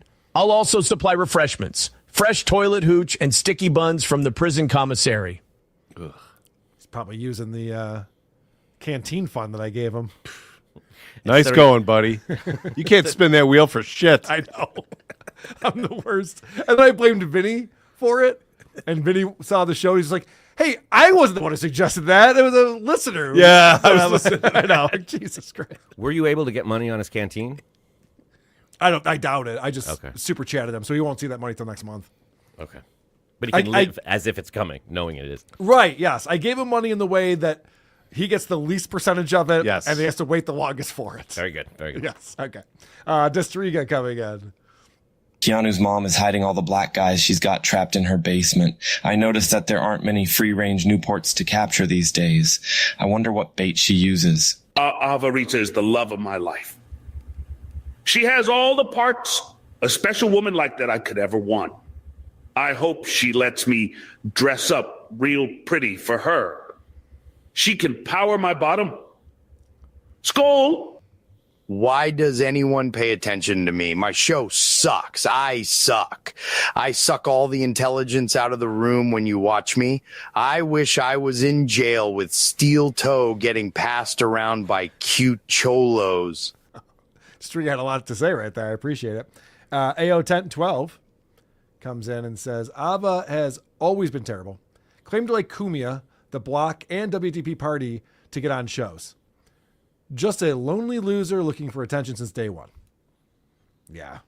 I sent her a really nice follow-up email, and she sent me a really shitty response back. Really? Yeah. It's disappointing. But as the Dabbleverse will sue... Oh, but you know what, though? So I sent her a follow-up after the show was over. Mm-hmm. And then she emailed me back after that. She'd been drinking. She mentioned that on John's show. Yeah. If it's afternoon. Show. Yeah. So it's not her fault. The Dabbleverse will sue you ourselves if Ava is ever on. All right. Understood. Class action. No Chino, no Ava. No quad. No quad. Manifest Destiny Soul. Imholt and Danny Masterson both eye lock up and divorce. I don't know what eye lock is. I don't think Danny Masterson is in jail. He's in prison. He's in prison. Tripwire, $5. Carl, just to set the record straight, how much did Stevie Tomatoes bill you for writing on the bathroom wall? Remember that? He was going to get me arrested for having that. That is one of his S's.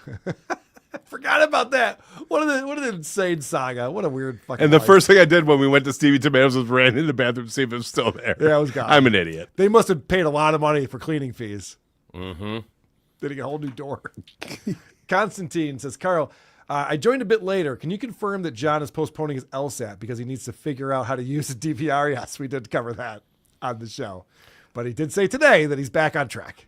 Yeah, because he figured it out. So back to studying. Ava clearly doesn't know what objectively means. Ava has multiple dimensions and he's complicated. Oh, that was so annoying. What was that? The conversation I was having with Ava at the beginning, where it's like every time we'd ask a straightforward question, Ava would go, well, you guys, not only put this in context, it's a lot more complicated than that. And, it's multidimensional. It's like, just spit out a fucking answer. And then she got down to the point where she's just like, all right, I just need you to answer yes or no to this question. She's like, I'm not playing your yes or no game. Like, we're just trying to get some fucking answers. June Cleaver's Beaver says, Ava is the lot lizard of the Dabbleverse. I mean, the only thing we can say is that it's definitely what John would want to hear. Like, everything she said was as if it was she knew what she was doing. Yeah, she was making sure that John was proud of her. Dang Lizard, £5 or €5, I should say. So you're saying Shuli does a professional show and producer Joe is upstairs making candied bacon? I've been wrong about things before. Nick's real truck drivers pick up Ray DeVito instead of Ava. Uncle Paul's lawyer became a new member. That's got to be a tough job. And Queefer Sutherland says, clarify if Dunkied get the GoFundMe money or no. No. I'm not exactly sure what you were saying, but no. Silent Shape, been a member for 17 months over here. Thank you very much for that. Consequence invalid. You said you gave Aaron a super chat that he won't see for a month. That was not the consequence, Carl. Shenanigans. You're right. It was supposed to go to the Canteen Fund, but it was the Canteen Fun Thursday episode. So Aaron labeled it as Adam pointed out, if Aaron thinks money's coming in, he's already spent it. So it's basically the same as having money in your pocket. But Silent Shape pointed it out. So did Melton. We play fast and loose with words, right? We don't even care. We need to lock us down. It's gay if they ask and the answer says it's gay. That's it. That's what we're doing. All right, we'll get to Is It Gay soon. That's coming up. Let's go. We also have the Opster. We also have Ron the Waiter. We also have Pro Football Arm Wrestling Championship. Outer World came in on Super Tip just now. I just saw the beginning of the show. Are you still doing the Duke's act? I thought that Creep-Off's consequence was fulfilled on stage. Yes, I did fulfill that on stage. Go to the Creep-Off's YouTube channel, and you can watch me do Stuttering John's stand-up routine at an open mic in a movie theater in downtown Rochester. That first 30 seconds was very revealing. Explain. You gave it in a very reluctant way. Like you gave it like you didn't even want to be there. Mm-hmm. But you said it all clearly, and there was something very funny about these words and this like person saying it that doesn't want to be there. So it was getting laughs. For like 30 seconds, It was working. And it really reminded you how just a little bit of showmanship would help John. Just you didn't come on stage and go, and look lost, look like you wandered on there accidentally and were looking for your car. Like you hit him real hard. You're like, we're going to get through this together. And it was actually working for a little bit. He could actually have a good set with that if he didn't just as a rule come on stage like in the throes of dementia. Yeah. I yelled skull and said, let's get down and party. And then when I brought up that my father was Puerto Rican, I lost. I lost everyone. Yeah. A lot of Puerto Ricans walked out then. That's when I lost the audience. Was anybody in the audience fucking? I asked. All right, so Adam, you've been watching John's Pro Football Arm Wrestling Championship, and this is fascinating because for so long, John's been bragging about this credit. He loves to hold this over mine and Shuli's head, where he says, listen, I was the host of this CBS show. Nationally televised CBS show. I was the host. I was the head writer. I produced it. And he loves to say it had high ratings and it was this great show. And we finally got copies of it so we can see what it was. And before we could even show it, John started backtracking on all of that. He's like, well, I I didn't really want to be the host. They brought me in as the writer, and then when I was scoping it out, they're like, "We need you to host." So I reluctantly said, "I guess if you'll throw me some bucks, I'll do that." So the whole thing changed, and we played last week the first correspondence piece in episode 2, where John's on Fremont Street asking people if they want to arm wrestle, and he's setting up this arm wrestling bit. Should we start there, or do you want to move past that? I mean, if being played again. Yeah. I think that's the move. It's the best. Okay. So, yeah, this is one of the best bits. So, John, that's the other thing, too. John goes, I wasn't really the host. I was just a correspondent. Like, he's changed his tune. I thought he was the host that ran the show and wrote the show. He wants to make fun of us for making a big deal out of this hunk of shit. He just can't say those words. Right. Yeah, he can't say, like, yeah, it sucked. But it did. It's also not a comedy. He says he's a comedy writer. There are no written jokes in the entire thing. Hold on a second, Ed. I think there's one example. Are you talking about little Mr. T? No, well, no. Little Mr. T's great. Himself. Little Mr. T's great. He comes up again later on. Oh, good. But there's one example of something that I guarantee John wrote. Okay. That's in the show. Let's see if we can spot it. Yeah. In Las Vegas, the saying goes, what happens here stays here. And arm wrestling is what's happening. Hey, this is Stuttering John Melendez here, down on Fremont Street in Las Vegas. We're gonna get some people to arm wrestle, settle some differences. Let's do it. Who's next? Anybody want to arm wrestle? Arm wrestle. Husband versus wife, brother versus brother, son versus father. What, you think he's gonna win just because he's bigger than you? It's set, go. Wow, you are a natural, brother. Hey, you gonna be okay with the oxygen? Oh, yes. So how do you feel? You think you're gonna win? I'm pretty good. Of course I'm gonna win. Look at her. She is. Isn't that interesting? Someone pointed this out. We played this clip of Little Mr. T saying, I pity the fool. And all of a sudden, out of nowhere, John talking about copywriting his stand-up. He's like, I pity the fool who plays my stand-up. He has said that multiple times. John watches everything. John's watching our show. Every Stephanie Miller episode we watched, he would steal things that were said during that episode and would come up during his show. Stand here. Look at the focus and determination. You is strong, girl. You is. On your mark. Get set, go. Not like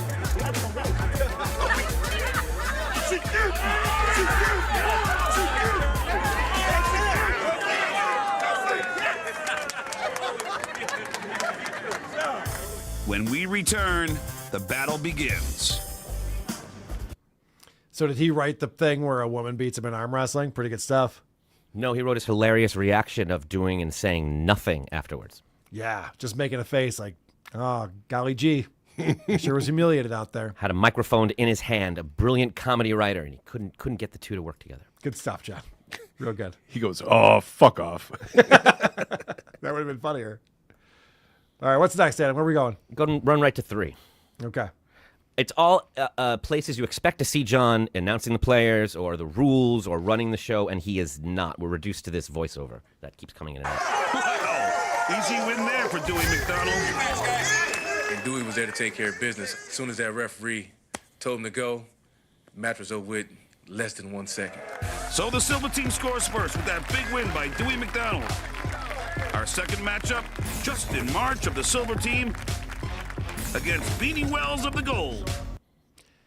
Something is happening here that you might miss if you're not paying attention to episode 1 from episode 2. So this is the second episode. It aired Saturday, Sunday on a weekend in the summertime on CBS in the afternoon. In episode 1, they all go to this theater in the MGM. I think it's the Cirque du Soleil theater. And there's no one there. It's just the football players arm wrestling. And it's weird. It's weirdly lit. It's a big open space with a crowd of guys all just in this one little area. On this episode, they're arm wrestling and there's people sitting in seats and they're clapping. And I think they're piping in additional crowd noise, making it seem like there's more people. They couldn't even get people to professional football players. They couldn't get people off the street in Vegas, which Vegas is one of those places where there's people milling about. They do tons of screenings for test shows. It happens all the time in Vegas. People love it. Hey, come in and watch this sitcom, this pilot that we have, and let us know what you think. And they couldn't get anyone to fill this theater to watch professional football players arm wrestle. Finally, in this episode, there's a few people in there watching it, making it seem like it is a production. There's something going on. Do you like football? Yeah. Do you like Love arm football. wrestling? Not really. Sir? Yeah, exactly. There's a difference between the studio audience and this. These people would have to get paid, and they couldn't afford it. They had, like, I guess, one day with background where they shot that opening stuff where John was yelling at them. And then for the rest of the actual thing where they needed shots, they couldn't afford to keep background actors and pay them the whole day. So they just went without it, used the one day they could. You can't just let random people, they could get hurt, if they could leave, and then it looks different. So it's about money. That's all it is. And that's why John's doing a little more. This thing runs out of sound, money, ideas, and then just stops. It's crazy. It's crazy, yes.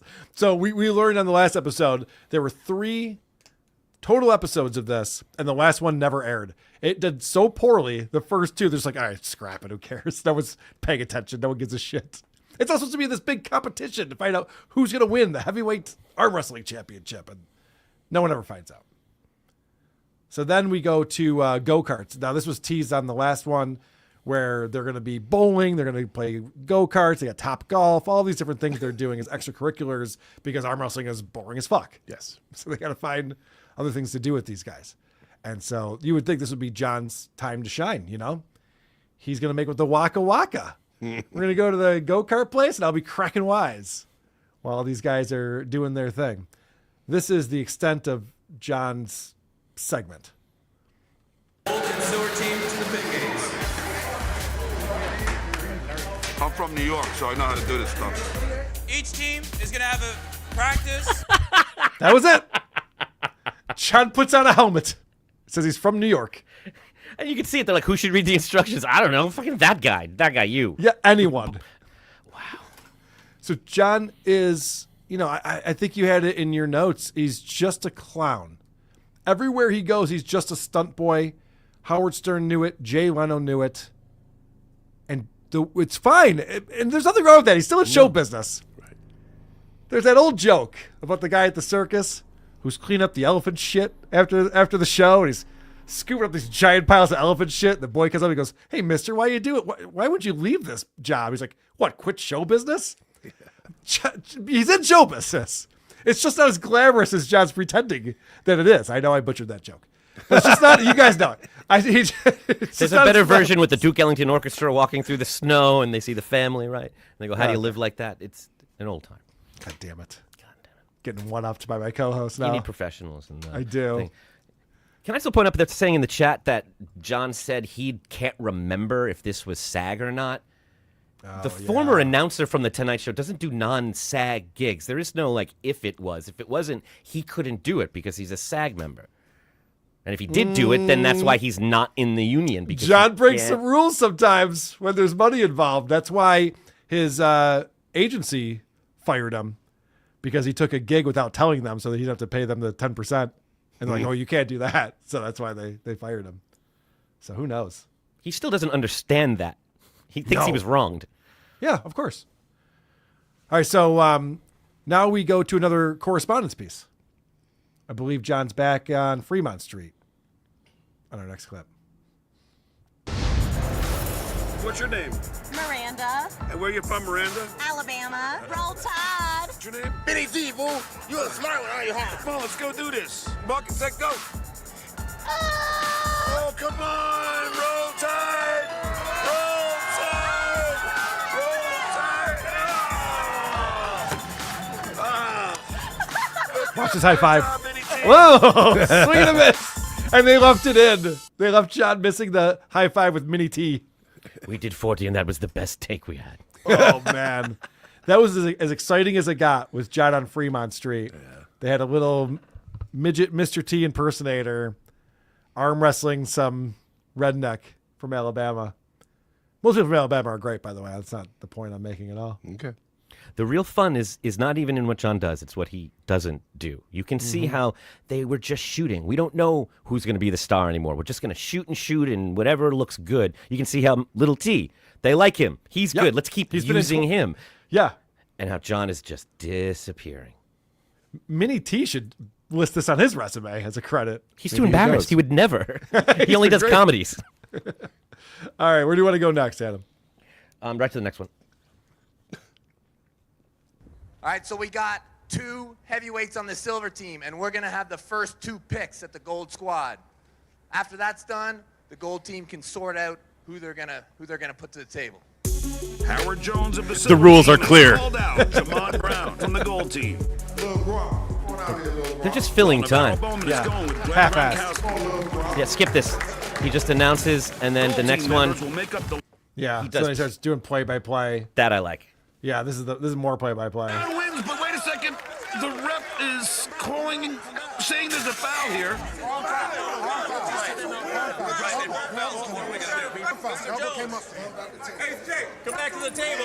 Back to the table. All right, looks like they're going to do it again. Wow, they must be exhausted from that one. So the referee called an elbow foul there. That match does not count. They're going to do that one again. They both had an elbow foul. Jones looks totally determined here. It's a great match, guys. Keep it up. He wrote this, huh? Such a good match. He's got the eye of the tiger. Thumbs in real tight. Thumbs in real tight. No. Close your hand. Close your hand. Are you guys both good? How about you? Go. Here they go. Oh, it's tight. Jones. And this time, no foul. Winner. Next match. Next up to the table, we've got Navarro Bowman of the silver team going up against the gold team's Glenn Gronkowski. So are we to believe that he's actually calling this in real time? I mean, wouldn't this voiceover work be done post? We're supposed to believe that, but it sounds clearly in post. But so listen to this fuck up that they leave in here. Wait a second. The ref is calling, saying there's a foul here. The ref is calling it, saying there's a Yeah. foul here. But there's no way he wouldn't just re-record fuck ups. They thought it gave it excitement. That was as close. They kept saying like excited, and he Yeah. can't, and that was as close as he could get Right. to some Best take. Yep, it really was. And you're right. He is recording this afterwards. It's not what he does in this. It's what he doesn't do. It's the fact that he's there, like in that room with those people, and they're like, We we'd haven't seen rather him. not show you. No, we haven't seen him there. Right, but he is there. He's always what? there. Yes, he's the Wait, what? guy. He's the host. Check They this just- out. John is actually there. We've been watching all these arm wrestling matches. We assume he's not there because you don't see him at all. And watch this. Now it's time to separate the men from the boys. First up for the gold team, Big Beanie Wells versus Jalen Richard. Step to the mic, son. What the fuck? John's been there the whole time, and whole even when you show him on camera, he doesn't have the microphone. I know. Bart Scott does. Could I please have my mic back? It's crazy. Also, do you mind just showing him again? I want you to look at two things: his hairline and his mouth when other people are talking. Okay, yeah. Let's watch this. Yeah, he really does look bald here. And He short. looks like they're auctioning him off. It's like a reverse South. First up for the gold team, Big Beanie Wells versus Jalen Richard. Step to the mic, son. Now it's time. Yeah. He's always mouthing what other people are doing, which is what dumb people do. Brought this up last time. Bert Kreischer does it. I skipped ahead a little bit. You want to back up for a clip or two, Adam?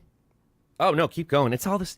This is it. There's no like big, banana moment. It's just him dissipating slowly from this thing until the whole piece itself doesn't even exist anymore, and they don't finish the show.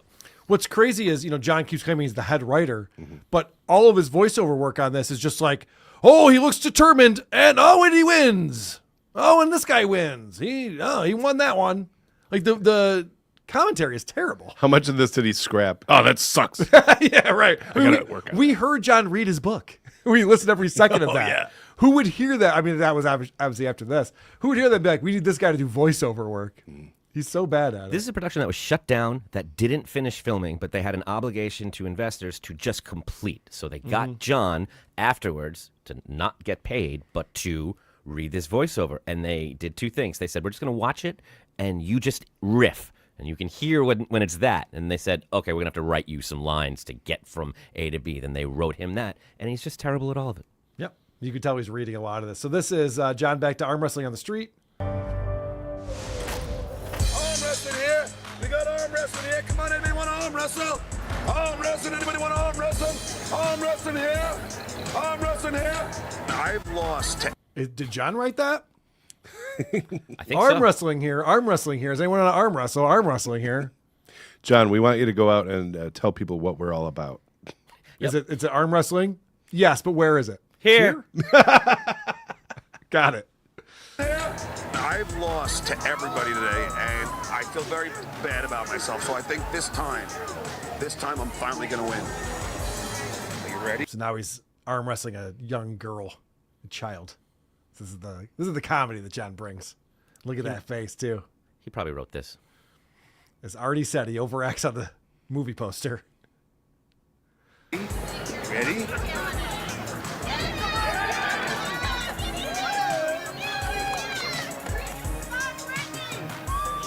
What an asshole. Well, come on, you got to admit the funny bit is to beat the young girl, right? But she should win, and he punches her. Yes. Thank you. Fuck you, bitch. I knew if we threw it around the horn, we'd come up with something good. We're back here at the MGM Grand in Las Vegas, and our light heavyweight final match is set. Beanie Wells from Team Gold against Dewey McDonald from Team Silver. And Dewey McDonald has a background in arm wrestling, and he's used that to his advantage as he's powered his way to the finals. What a natural delivery. Yeah, I know, what a perfect read that was. Feels like I'm watching nationally televised content right here when I hear that. He's terrible at everything. He's not great. Do you want to skip over to episode 3? Yeah, sure. At this point? Okay, so that was episode 2. But just so we know, just so we're clear, the sound at some point on this recording just goes out, like it's 50 gone. minutes in. It's gone, and that's what CBS sent, which is another sign that they didn't really air all of this. Right. I think that's probably true. So now we get a recap when episode 3 happens. Now, no one's ever seen this. This is never aired on television, according to inside sources. Previously on Pro Football Arm Wrestling Championship, 32 professional football players descended on lovely Las Vegas, Nevada. Welcome to the MGM Grand. And after splitting into 2 teams, gold and silver, they learned the sport of arm wrestling from 2 of the best in the business. Our goal is to teach you as much as we can. The way you're going to beat a guy is by pulling him across the table. All the way down that way. That's the one I'm talking about right there. The competition began at MGM Grand's Ka Theater with the light heavyweight preliminaries. The best of the matches featured an intensity these guys usually reserve for the football field. Stand him up! Stand him up! Featured a what? Hold on, I gotta hear that again. About football. Yeah, did you just stumble over that? Let me hear that again. Preliminaries. The best of the matches featured an intensity these guys usually... An intensity? I need energy. What's an intensity? I'm not even sure what that is. Should I do another take on that? Who cares, John? Yeah. It's fine. We got it. We're good. Usually reserved for the football field. Stand him up! Stand him up! That's disrespect. In the end, 4 light heavyweights, each from Team Gold and Team Silver, advanced to next week's quarterfinals. Yeah! Today, the competition moves on to the big boys, the heavyweights. I mean, no one could possibly care about this. No. None of this is compelling or exciting. Yeah. That's not even John's fault. It's a really ill-conceived... No one involved gives a fuck. It's such an ill-conceived idea of a show.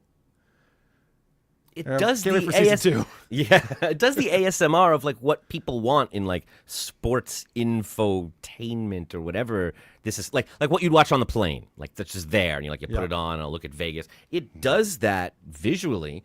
Of course. Just like John was such a piece of shit at heart, like such a lying, cheating, union-busting piece of shit at heart that they couldn't air all of it. I think they might have. It might say it aired the last episode, but due to legal issues, they couldn't. It's just what was listed, and then they played something else, and the rating is listed for this. Check out the next one. Yeah. So they go to Top Golf. That was another thing that was teased. Mm-hmm. And so here's just another like extracurricular, like, hey, let's get the guys out there, and maybe something funny will happen. Oh, and John's there. He's a comedian. You just can't wait to get points from anywhere, man. Get out of here. Oh. He's angry. So John is going to watch these 2 guys play ping pong and listen to the brilliant commentary coming off the top of the dome from professional comedian, John Melendez. Bart serves. Oh! Here we go. Ooh, nice little curve. Oh, wow, Bart.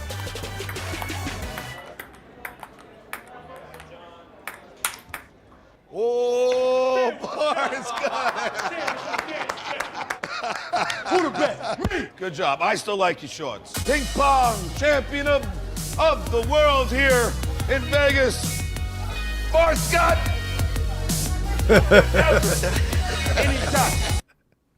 What the fuck was that? They couldn't fix that at all. Judge's like, whoa, hey, oh, whoa.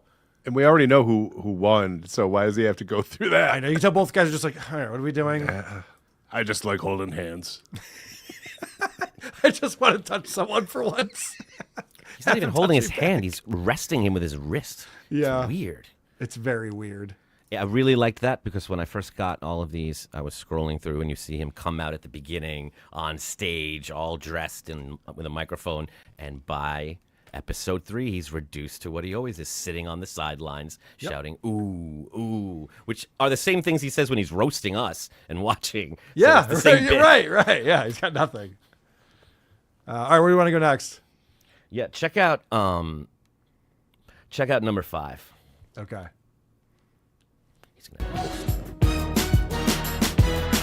Oh, so this is So here we go. This is how it works. Top 3 scores. We add them together. Whoever wins this. Hold on. Look at how tiny this man is. Wow. He is a little man.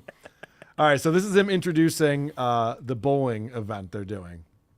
This is how it works. Top 3 scores. We add them together. Whoever wins. He goes, top 3 scores. He had hold threes with both of his hands. Good presentation. This round. Let's see what happens. I'm so excited for this. He's going to lose. Performative John. He's going to lose and he makes a face. Did I say that?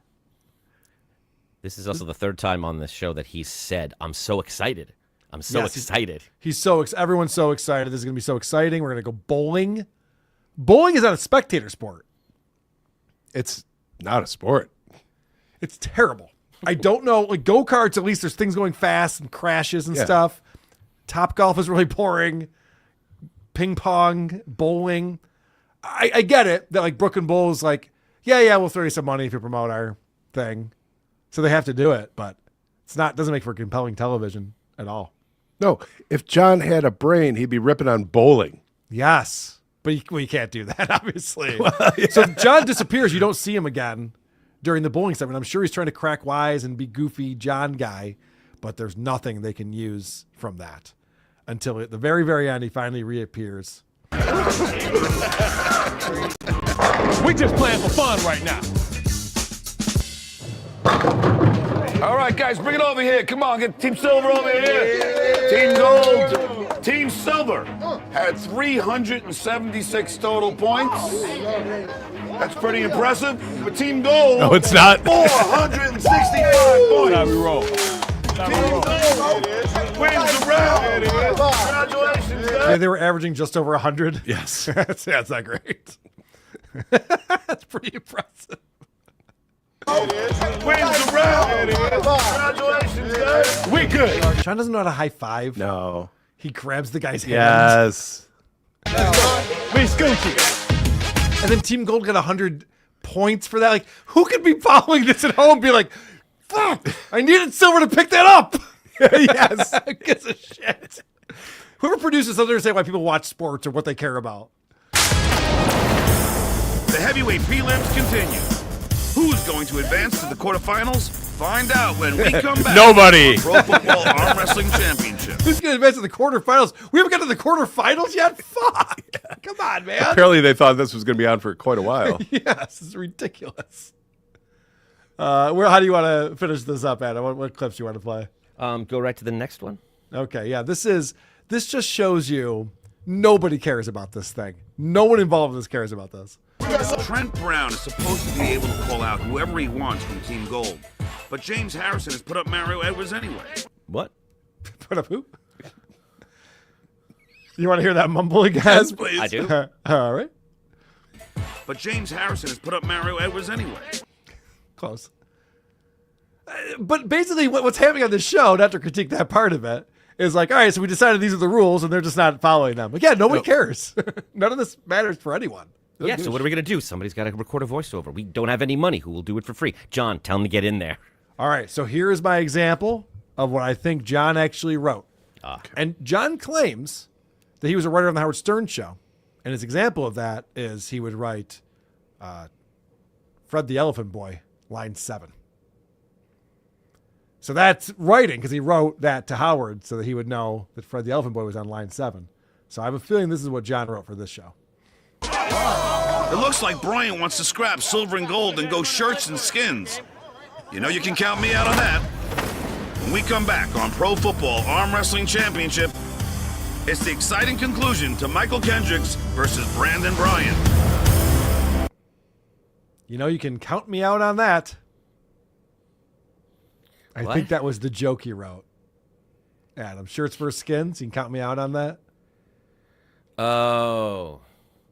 Yeah, because he's so disgusting. Yeah, you get it. Yeah. He's scum compared to Krusty. Adam's not a slow guy, but he's just like, huh? Oh, okay, yeah.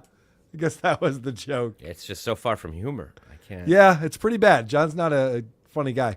And they mixed him way the fuck down. Mm-hmm. They're burying it. It's a lot of just like crowd noise and excitement and guys talking over each other and talking. Because they know that this is garbage. All star wipes. It's all just star wipe transitions.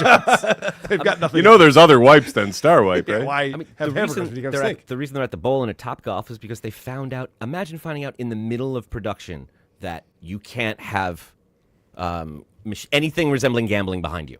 And you're shooting in casinos in Vegas. They're like, what the fuck are we going to do? Yeah. Bar after bar after bar. Yep, we're going to go bowling. And it's going to suck, and John's going to sound real wet. All right, so this is the last clip that we have for you, and this is Shouty John again. And listen to the reaction they get. They couldn't even pretend something happened here. We are here for the Pro Football Arm Wrestling Championships. Are you guys as excited as I am? And the final 16 competitors face off to determine. Are you guys excited as I am? Gotta go. Jesus gotta go. Hand the mic to someone else, like we told you. They wouldn't even let him do both. They're like, if you're gonna say that, somebody else has to come in. We can't have two Johns in a row. No one is excited about any of this.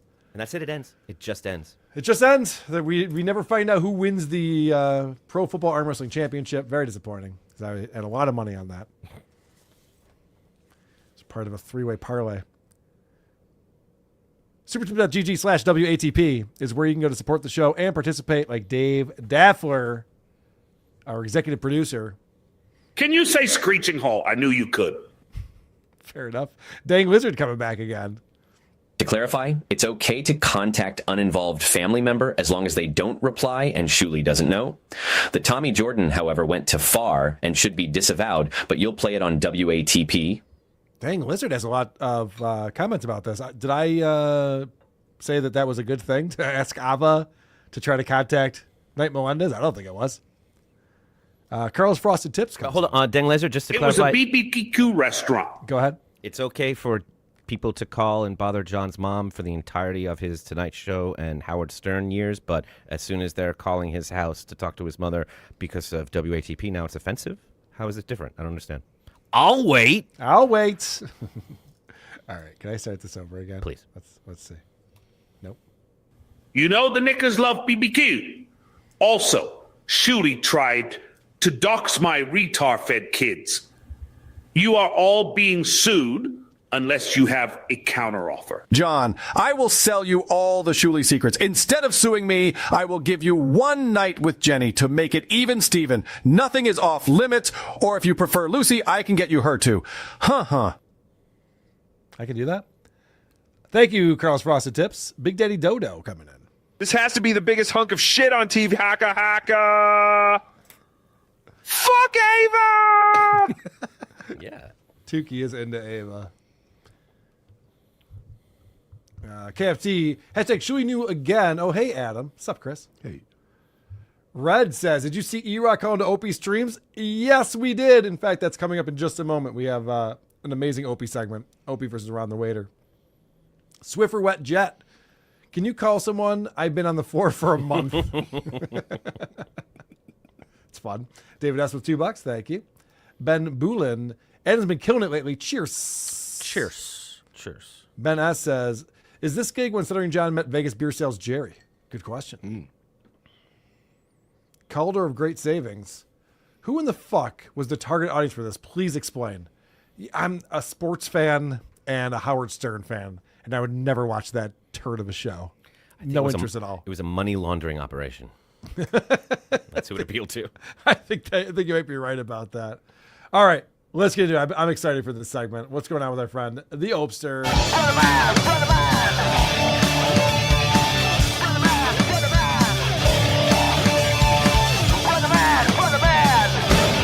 Bum, bum, bum, bum, We are here for the pro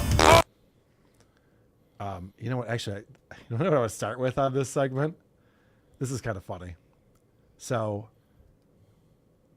you know, Opie has that iHeart Media deal that he was talking about, and then it just kind of went away. He doesn't even promote iHeart or anything like that, but he was all excited about it at first. He was telling us I was getting this deal, and it was going to lead to more views, and this is an email I just got 22 hours ago. Hi, who are these podcast team? I'm Sean, production manager at Inflection Point Entertainment, a multi-platform production and distribution company founded by Michael Smith of ESPN with an official distribution partnership with iHeartMedia. Through this partnership, we're building a curated roster of independent podcasts to distribute and help grow across iHeart's extensive network. We've been tasked by iHeart to handpick podcasts that we feel connected to and could be a standout voice on their platform. And we feel your podcast, Who Are These Podcasts, aligns with who we are and the type of partner we'd like to work with. Through our partnership with iHeart, you'll be able to provide featured placement across iHeart platforms, a higher CPM than most independent podcasts, preferred marketing, and access to iHeart's sales engine. So those are all the things that Opie was talking about. He's like, yeah, you know, we're going to be able to get more advertising involved. Yeah. The marketing teams almost behind verbatim. it will be on more platforms. Those are all the things that Opie got one of these form emails that all of us podcasters get. So we did it. We did it. We made it. Sign me up. It's all happening. It's hilarious. All right. I just wanted to show you that because I just got it yesterday. I thought it was funny. Let's talk about this. Are we starting with the prelude? Yes. All right. Do you want to set this up? Just know that for the first time ever, Ronnie who's never watched O&A, watched Cumia on Compound Media, and now he has some questions. Yeah. So Anthony Cumia, if you haven't seen it, put out a video from his show, but he put it up on YouTube. It's about 35 minutes long, and he really breaks down what a piece of shit Opie is and goes through some of the history with the people at the Opie and Anthony show and how we cover them on Who Are These Podcasts. He talks about Ron the Waiter a lot because he's watching our coverage of this show that Opie's doing with Ron. A 35-minute rant. Opie, he broke down the video 4 separate times. He had a guy saying, pause it, hold it, and he would comment. Wait, what video? What video? Which thing this time, I should say? This guy's has been making crappy videos about me. Man, I couldn't even tell you for a long time. Which video was he pissed off at this time? This video. Do you want to know the answer, Opie? No, he doesn't. Which video? There's so many videos. Which video? Shut up. He's going to answer you. Ron's being very patient. He had his people edit it into 4 separate segments. He goes, all right, roll it. And then he would roll a clip, and then he would comment on that clip. And then all right, and then he would go, next one. He would roll that clip, stop it, and then comment on it. And while the clip's going, he'd be going like that. And he, are you fucking kidding me? All right, stop it there. And then he would comment on that, go to the next video. Yeah. Let me tell you something. He's profiting off something. Okay, so what we're seeing here is the way Ron's describing this. Opie's thinking that Ron's gonna be like, "What an idiot." Yeah. He's thinking that Ron's gonna be like, "Yeah, Anthony's trying to like be nitpicky about your show and stuff like that," and he's just kind of grasping at straws. So Opie's like, "I'm gonna lead with some fake laughter." Opie's loving it right now. Does that keep up, Adam? It's going to become harder and harder. And like you said, Ron is very comfortable. This is an actual lawyer who knows he has all the facts, and we don't have to hurry. You'll just reveal yourself. So he's asking a lot of questions that he knows the answers to. Like this next one, he wants to know, has Opie ever watched any of Anthony's shows? But I don't search out any of his stuff. I mean, zero. What you're telling me right now is new to me. I would never click on one of his Opie hate videos. Can I say something? Yeah. It's the first time I've ever watched him. So he's actually a very clever guy. He's smart. He's smart. He is smart. He used to be really, really funny. He threw all that away to be obsessed with race. He's very good at manipulating the audience. I mean, okay. There you go. Just be like, well, if you enjoyed him, it's because you were manipulated. Because you can't think for yourself. And every artist has that crossroads in life where they have to decide whether they wanted to be an entertainer or go with race. Yeah. And he chose race. Anthony was fired for tweeting about an incident he had in Times Square at 4 a.m. with black people. And Opie acts like he's just living Groundhog's Day. Like every day Anthony is just blind rage tweeting about black people. And there's no other content on his show. That's all it is. That's the day Anthony stopped being funny. That's the day Anthony stopped being funny. He had to choose. Yep. The other thing about this Anthony video that's really a big part of it is that Opie claims that Anthony's calling out Bill Burr for marrying a black woman. And so, Bill Burr is getting a lot of heat right now for the way he's responding to the Riyadh Comedy Festival. And so Opie's like, well, the reason why Anthony's saying anything is because he's racist and Bill Burr married a black woman. And Anthony calmly breaks down the fact that no, he goes, I don't care who Bill Burr marries. It's that Bill Burr in a private meeting told me he could no longer work with me because his wife wouldn't allow it.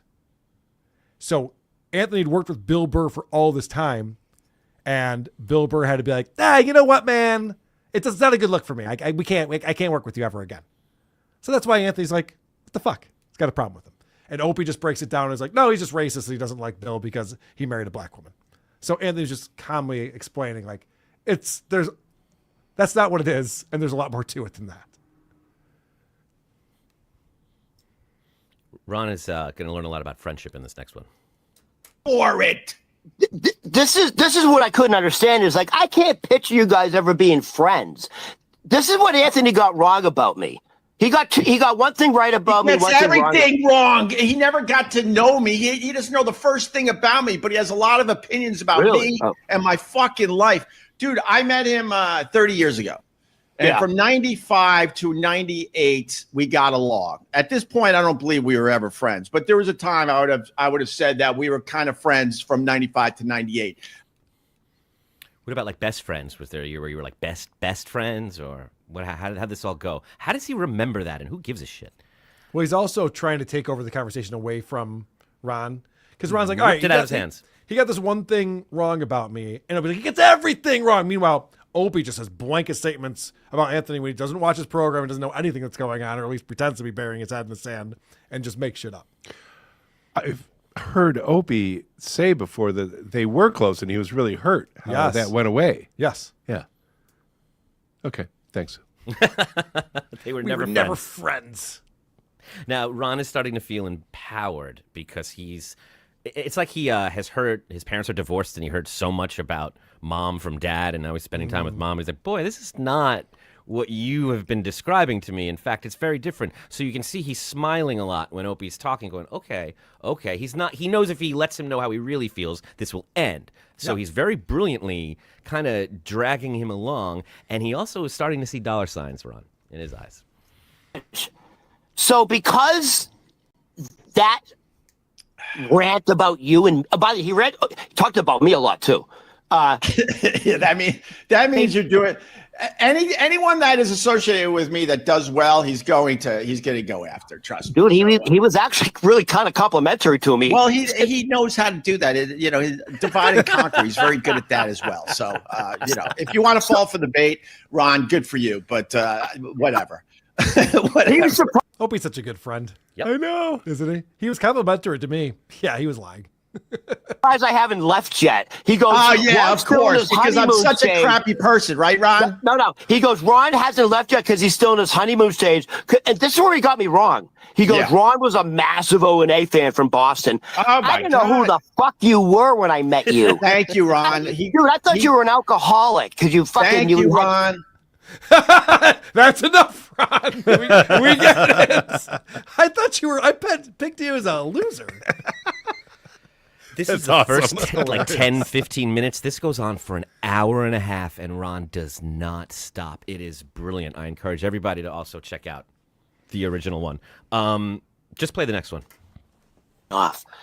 He's using us to get more subscribers. Yeah, I got a lawyer said that I have a lawsuit there. I haven't really decided what to do and all that, but we'll what do you see. mean a lawsuit? Huh? What do you mean a lawsuit? Lawsuit for defamation, all the lies he's telling, and using way more of my content than you're allowed to use. What's that stuff, Joe? Mm-hmm. You have lawsuits for defamation and copyright abuse? Huh. And libel and The slander. whole 35-minute segment was me and you. Yeah, fair use doesn't cover a 35-minute fucking video. Oh my gosh. So Opie doesn't watch this, has no idea what he's talking about. I would say 97% of this was just Anthony talking. He wouldn't let the video play much at all. He'd just stop it and then describe what a piece of shit Opie is. He thinks he doesn't look like someone who's just making this up at the top of his head. Mm-hmm. Right. He thinks that he's informed. Yeah. This thing that he hasn't seen that Ron just told him about, Opie's informed on it and has talked to attorneys who have told him that he can take an action if he wants. Mm-hmm. And it's very recent and ready to go. These are meetings he's having. What an asshole. Ron does a spot-on Anthony impression. Hold on. He ranted about you, and he said, fucking Opie. By the way, he doesn't call you Opie. He calls you Greg Opie Hughes. He says your full name. Greg Opie. He doesn't say Ober Opie. Oh, wow. He either calls you Greg Opie Hughes or Gregory Opie Hughes. Oh, Gregory. That should trigger condescending. me. Yeah, of course. So he brought it up, and he goes, fucking Gregory Opie Hughes. Gregory Opie Hughes got me shunned from the Patrice O'Neill benefits and got me fucking kicked out of the Comedy Cellar. That fucking piece of shit. He turned all the comics against me. That's cool, because with that impression, it's like having them back again. Right. It's good stuff. All right, so I'm surprised that Opie's allowing this to happen. I don't know what's in it for him. He's trapped. He doesn't know how to be without just running away. He physically and mentally does not know how to handle this. Because I'll tell you how I would handle this. I'd go, you know what, Ron, that's actually fascinating. Let me watch it. We should talk about this, because I have a lot of thoughts. He's running his mouth. He's saying a lot of bullshit. He's putting a lot of bullshit out there. Let me just watch it first so I can respond to some of these things. But Opie knows that it's all true. And so he can't deflect and be like, I'll come back with I'll tell you what really happened. So for some reason, he's just letting Ron go through, and Ron took very good notes, copious notes on this. I also think Opie can't handle watching it. Whether it's true or not, he can't handle being ragged on. He wouldn't be able to. Yeah. That's why I'm surprised he's not shutting this down. Ron is playing it so well, and he does go back and forth between like Anthony's silly and he has some good points. He came prepared. Yes. And this is when, unfortunately, I started to get angry in this next clip. Like, he talked about the podcast that gave me betting. He knew all about that in detail. He knew about everything in detail. He knew about all the betting and everything. Yeah. WATP is what Anthony was talking about in this show. Because he sucks up to these fucking lowlifes. Anthony's the king of the lowlifes. You understand that? I have a question. He had a chance to get out of the lowlife world, and he just couldn't do it. He was a troll when I met him, and he's a troll to this day. And by the way, I just have to say, we literally don't know who got you the betting. People are trying to take responsibility for it out there. We literally don't know. But go ahead, Rod. We don't? We literally He said, I'll send you the link. He said it was one of the guys from that. I'm not going to watch. Trust me. Yeah, it could have come from Adam Bush or Bill Bush or Stephen Bush. We don't know who did that kind of thing. Wow. Yeah, look at Adam's pissed. Yeah. Yeah, sorry. It's interesting that Ron has been told he can't say WATP. Because Anthony brought us up by name multiple times in this video. Sure. And so he goes, that podcast, he knew all about those guys. Or he's smart enough to just know if I say the words, it's going to trigger him, and I want to talk about this. Let me just keep, calling him the shitwayer, and maybe I can get some good digs in. Right. It would be funny if he called me Lady K right there, but oh well. Do you see how he knows? He knows. He's like, we. All of a sudden, it's a we. We don't know that it came from there. But Opie knows there's two things happening. Ron knows for a fact where they came from. I've spoken to him. Anthony mentioned our names. He's seen our... He knows. But he's being cool. And he can listen to it and take it. Opie can't. So he's... We know. We don't. You have no idea where that mattress came from. That's a weird... Like, Opie can't take an L on this one. Nope. He knows he looks bad for saying he was going to buy Ron a mattress and never doing it. It's funny because it started out as a bit where he was making fun of Ron. Yeah. And now everyone rallied to Ron's aid. Yeah, even this trivial thing is biting him in the ass. It really is. It's hilarious. It's like, no, we actually like Ron more than you, Opie. We're going to help him out. So along those same lines, he asked about a family member that Opie might know.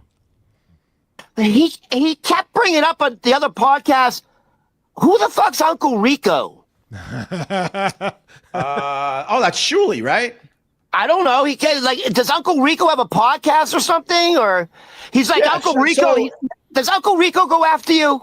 I hope not, because he's a guy. Sounds like he does. Oh God, Shuley, Who is what he? are you doing? You don't have to fucking. What are you doing, Shuley? Shuley's a really good guy. Look, I'll tell you, I've never watched his podcast. Oh, okay, good. That is hilarious. You know this Uncle Rico guy? Does he have a podcast? Does he hate you?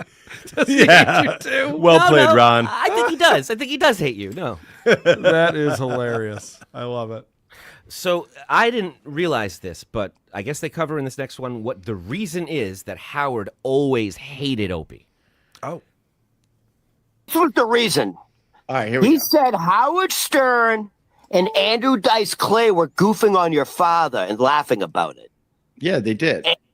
And Anthony goes, "This is how stupid Opie is. This is how this is how stupid Opie is. Give it to me. Give it to me, Ron. Give it to me. You know what I mean? Like he's psychotic. Like he creates these things in his head, and they're not I'm true. Crazy. Oh, look at me. I'm crazy. No, you know, Ron. he Look says at you're my crazy. eyes. I'm crazy. Yeah. He goes, "This is how stupid and crazy." Oh, I'm and neurotic." He said, "You thought Howard Stern and Andrew Dice Clay were laughing about doing something to your deceased father." And Yeah, Opie goes, "I'm sorry." And Anthony goes, "It wasn't that. That's how stupid Opie was. They were talking about." Now I don't understand this. Hold on. This is amazing because anyone can look this up. They were talking about Man Cow. They weren't talking about Opie. And Opie clings to this. He needs this to be reality. That Howard Stern talked about skull fucking his dead father. And it wasn't. It was Man Cow. And I believe Dice was a guy who goes on Man Cow's show, and Man Cow has helped him out. And so Dice is trying to defend his buddy Man Cow against Howard, that's a competitor, so he hates him, and he's talking all this crazy shit. And Dice is like kind of cracking up and chuckling as Howard's just getting ridiculous about skull fucking his dead father.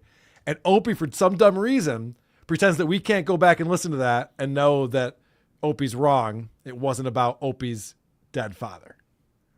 And so he deals with it like a teenage child saying, no, it is.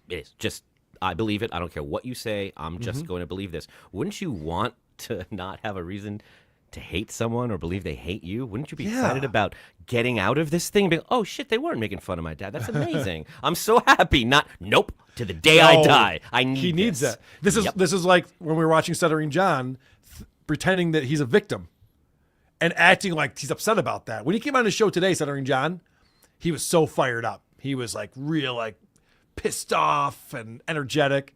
That's what he wants. He wants to have a reason to be mad at everybody. Yeah. And Opie wants to have a reason to think that like Howard did him wrong. Just to even be connected to Howard in any way, good or bad, is enough for him. That Howard is thinking about him is what he wants. And it's crazy to think that he really doesn't want Ron to have a mattress. Like, that's what he doesn't want it to happen. Yeah. Ron is Opie's, and we've talked about this before. He's on the fence. He can't figure out if Ron is a whack packer. Because at Gebhard's, it's like, hey, put on a chicken suit and stand in the road. Yeah, don't touch me. And don't touch me. But then he has them on every Tuesday morning, and I think Wednesday mornings now too. And they're like co-hosts, and Ron's bringing content to the show and bringing up topics, and they're discussing politics. and shit. So it's like, which is it?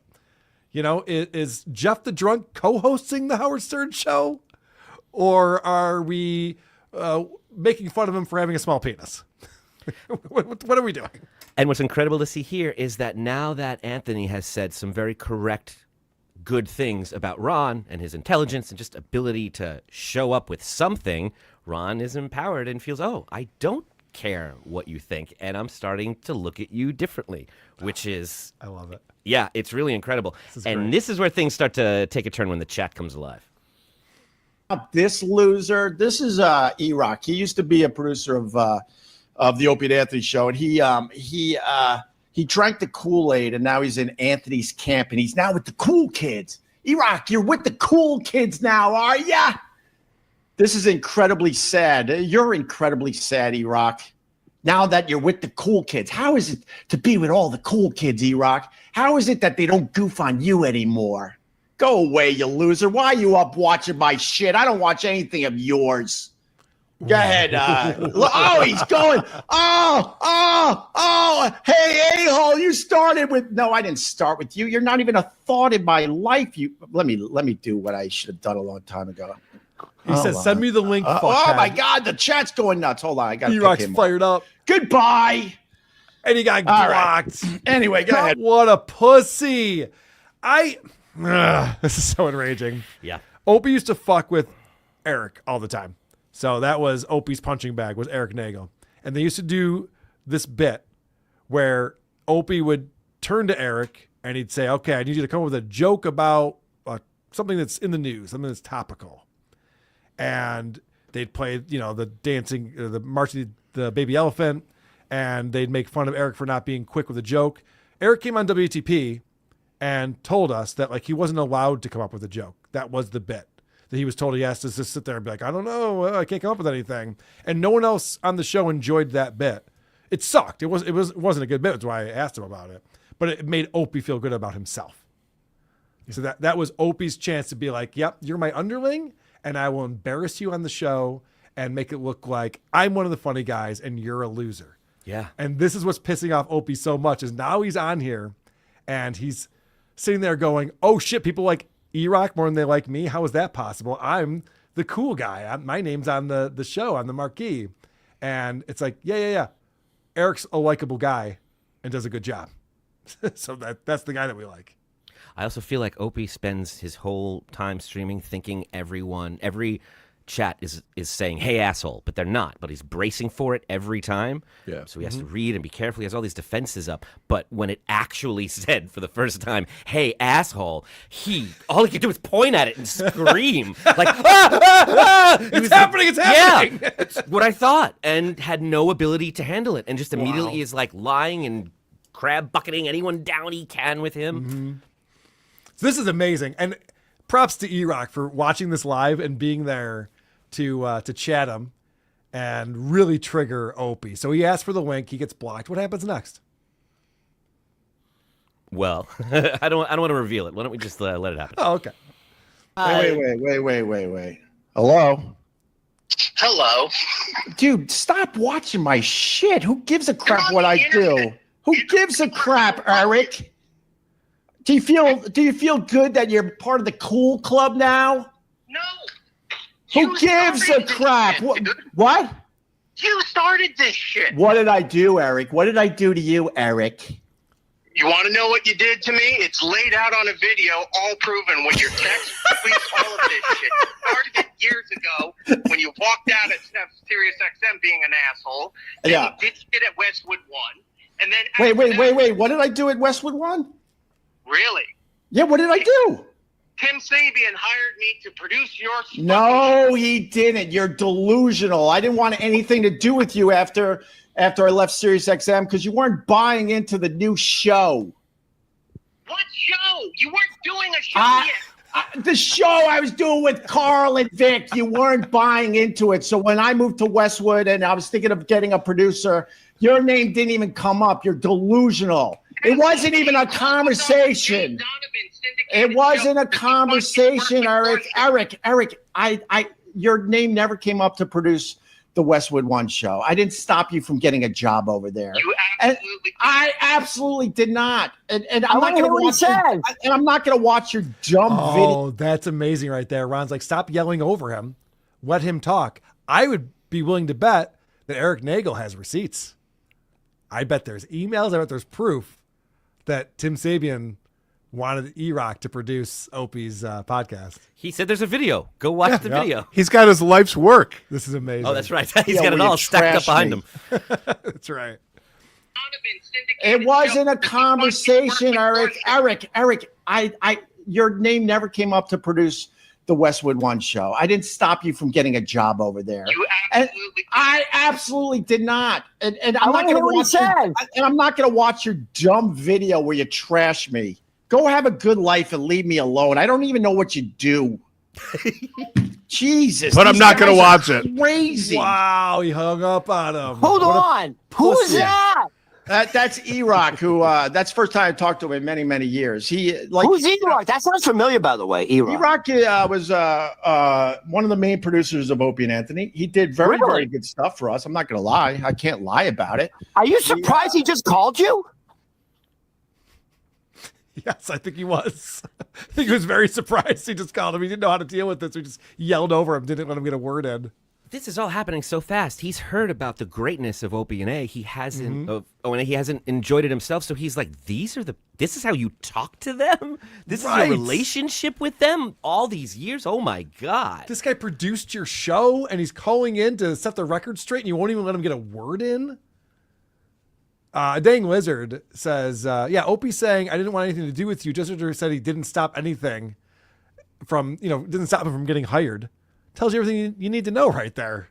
Yes, the brass would want the producer of O&A to be producing this show. That's what they would want. Right, because the audience would be like, oh, sweet, E-Rock's on the show. E-Rock's producing it. We know he does a great job. He's a longtime producer of Opie and Anthony.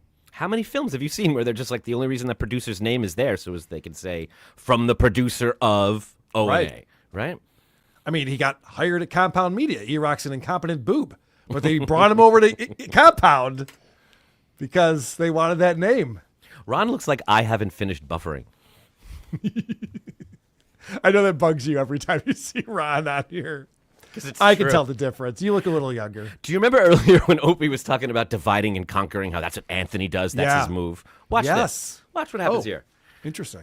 E-Rock's part of the cool club now. He was hired by Anthony, who Anthony used to talk mad shit about this guy, but he falls for that, and he worked for Anthony, and I'm sure he got his eyes were open to Anthony's BS.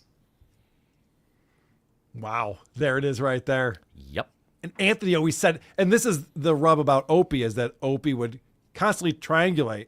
So he'd be like, this person's saying you're doing a shitty job, but I stood up for you, so don't worry about it. I got you covered. And then he'd go to the boss and be like, he is doing a shitty job, by the way, just so you know. Like, he's kind of fucking up a lot. And that was what Opie was constantly doing, was causing the strife in the workforce, which is one of the reasons why everyone hates him. Like, every single person who worked on the Opie and Anthony show hates Opie now, which is one of the points that Anthony made on that video that Ron watched, which is great. Which is definitely giving Ron a lot of things to think about. Yes. Yes. As he's witnessing how this all goes down in real time. And seeing how that Opie did that reflexively and instinctually. Like, he didn't have proof. He just, when cornered, which he is, this is an interrogation, and it's been going on for a long time, and he is losing control of it. And his instinct is just, imagine being like, Carl, producer Chris has hated you the entire time. The entire time. He talks such shit about you every time. Shut the fuck up. I'd be like, what are you doing? Another point to make, though, here is, for the first time, Opie's show is compelling. Yes. If I'm scrolling through the YouTube Shorts thing or whatever he's on that's getting all these views and no one's actually paying attention, I'm like, whoa, what's this? E-Rock is screaming at Opie and Opie's yelling back and Opie shuts it down. And I just want to point out to everybody, this is all Ron. Ron is letting people speak. Yep. Ron is setting up the questions and stepping back. Ron is just now aware. That's your producer? That's your co-host? You talk to these people that way? Because I've been listening to them, and they're saying a lot of very honest, real things. So I'm starting to question my allegiance. That is funny. Now, right here, it turns out, which I wasn't aware of, that Opie believes in enabling junkies. Show, you can't do the O&A show? Like, Did you kind of say that? Yeah. There was Okay. there was real animosity between the two shows for sure.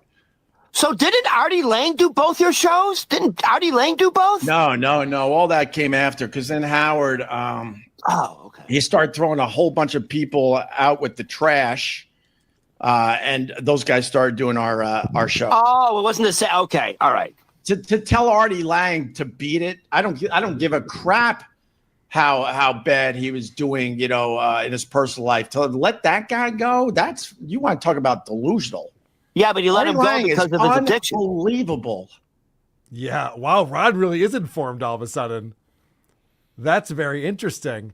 Opie's sitting there going, yeah, they should have mic'd him up while he was napping at his chair like they were doing because he was in a heroin-induced coma on the show. They should have kept doing that. It's a good bit. That sounds. You wonder how Amy Winehouse happened. It's guys like that are like, fucking get her up and shove her out there and make her sing. We paid for this. By the way, Sheet Shitterson has reemerged in the Dabbleverse recently. I'm very excited to say that because the first ever documentary about Stuttering John that he created is still the gold standard. And he's just recently put out a teaser trailer for part 2 of that. Yes. Which is going to come out Christmas. I can't believe we have to wait that long, but it's exciting. Yeah. It's coming out at Christmas time. But he is saying right now in our chat, after the Stuttering John documentary, he's 100% doing a documentary on Opie. And Sheet, whatever you need from me, buddy, let me know. Happy to provide any sound bites or clips that you need. That's exciting. Sorry to break your flow, Adam. When I see a celebrity in the chat, I'm just a man. Just like I was just anyone upset else. that he said that it's going to be gold because I'm on the silver team. That was what we call a callback. Thank you. You can just play the next one. You could write down that you're a writer for WATP if you want, Adam. I will allow that. Richard Lewis looked me in the eye and told me it was brilliant.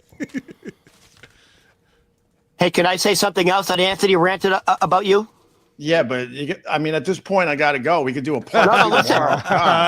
He said the line. Rant about, you see the sun above your shoulder? Yeah. He says you're doing that on purpose because Why? Because you're trying to hide your fucking your wrinkles and you're trying to hide. What's it called when old people? Wow, that's a perfect time to bring this up, Ron. Well done, sir.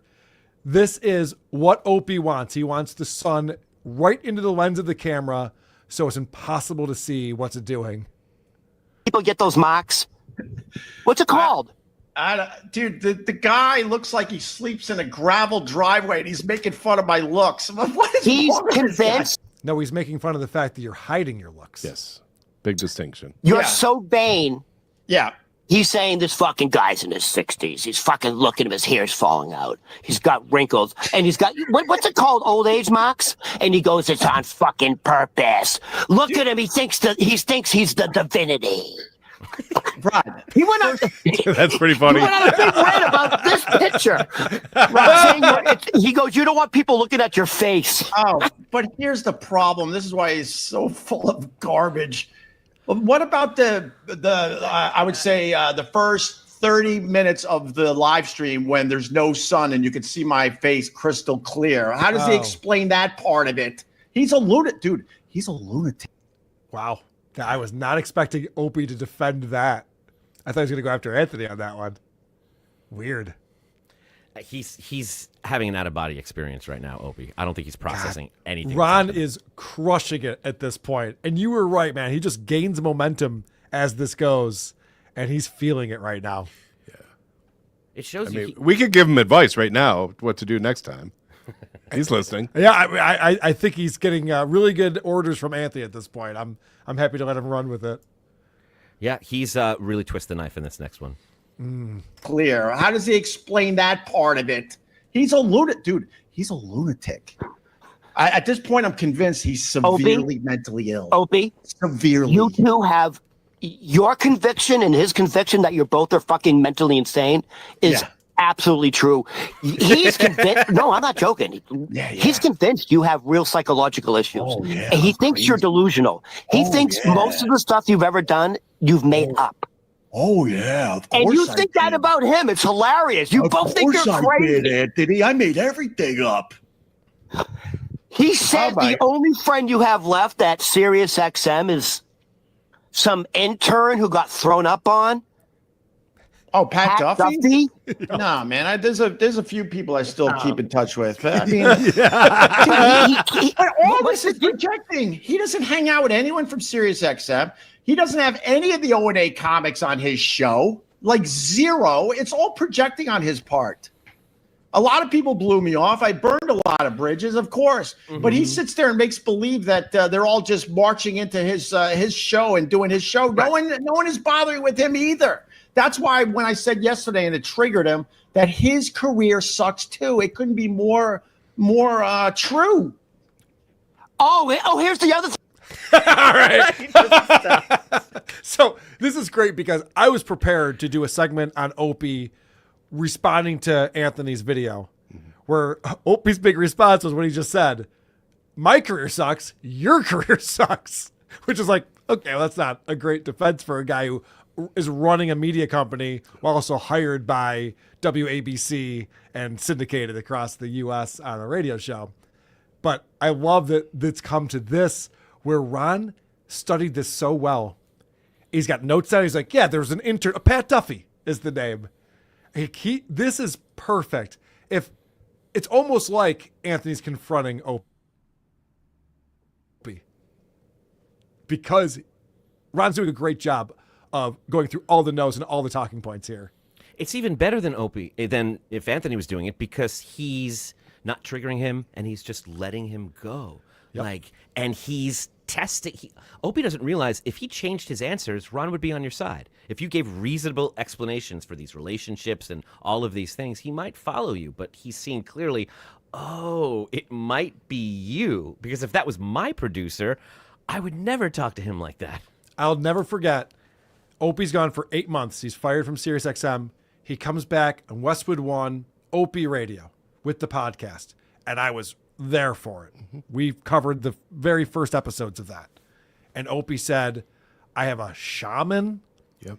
And the shaman came over and blew tobacco into my face. And I'm working on myself. And I realize I have issues. And I'm fixing those things. And I know that a lot of the reason why bad things have happened is because of me. And it's my fault. And I went, here's an enlightened Opie. I mean, the tobacco thing was weird. He thought he did heroin. It was a whole weird thing. Go back and listen to our back catalog. Opie's completely gone from that now. He's just right back to battling everyone, not taking any responsibility, even when presented with facts and E-Rock saying, I have the video evidence that you treated me like shit. Eric told us he tried to do everything he could to keep his friendship with Opie.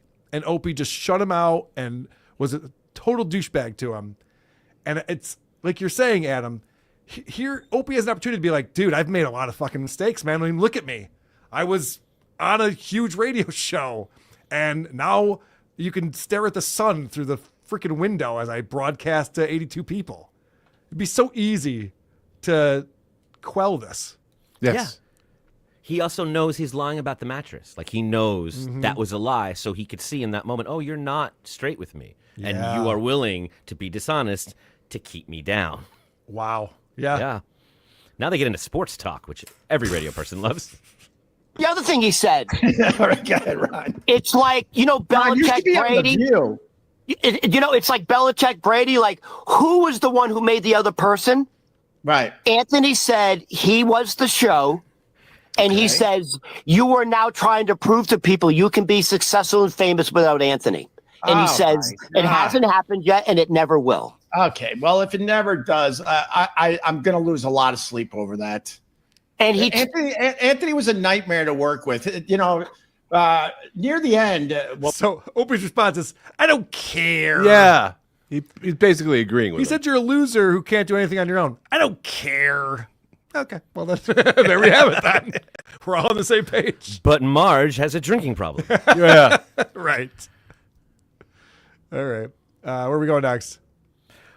Well, at this point, it's been an hour and 10 minutes straight, and I kept in some of those segues so you could see that when Opie tries to move on, Ron will hold him and keep this line of questioning going. Opie's finally now like, I can't take it anymore. I got to go. Good job, Ron. He says your whole name now. Oh, that's good. That was my first radio name, by the way. Greg Opie Hughes. All right, Ron, this was fun. Oh my God, a lot to digest. I guess I got a lot of videos to watch today. My God, I'm going to send you that link. If you want to watch it, watch it. Don't. Nah, don't send me the link. All right, I for won't. real. All right. Don't. Please don't.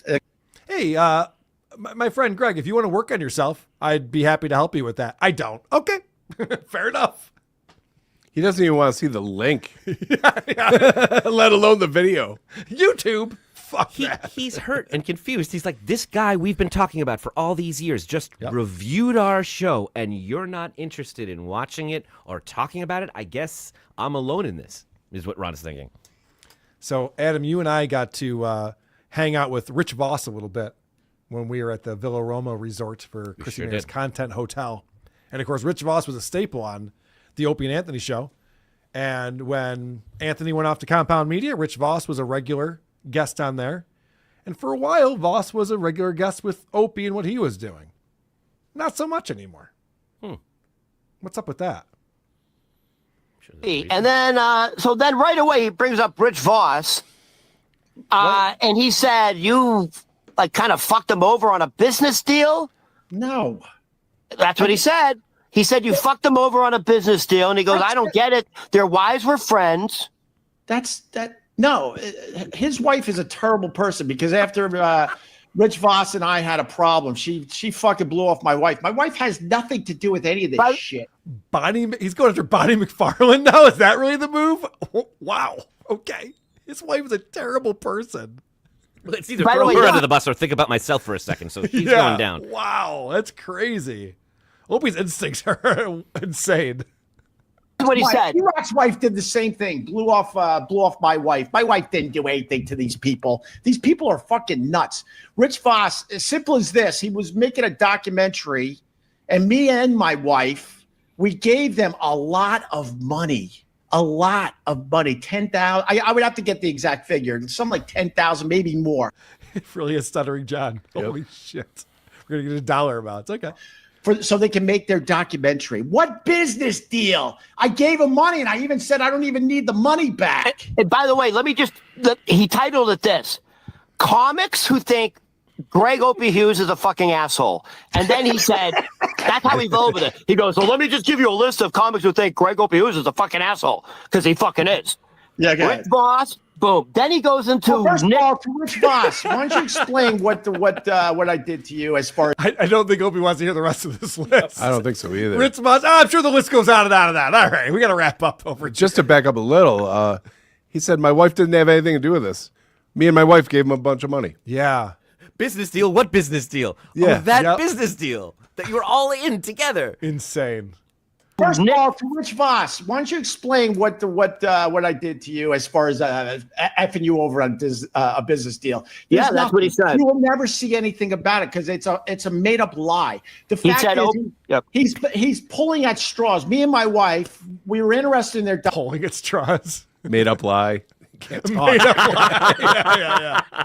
Opie is flustered here. It's a tough sledding for him. Rope it dope.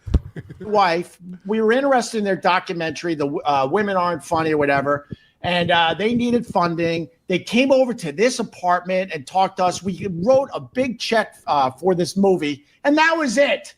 We wanted to be involved a little bit, which I know my wife was here and there, and then the movie just did okay, and that was it. And I never asked for the money back. What is he talking about? I don't know. And then he again, to your point, he's like, my wife had nothing to do with this. And then the wife did have involvement in this documentary, it sounds like. Sounds like more than Opie did.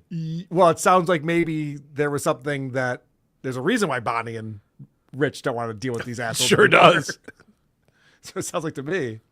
He could have just said, I produced a film with them. I love the film and we had a great time. What happened?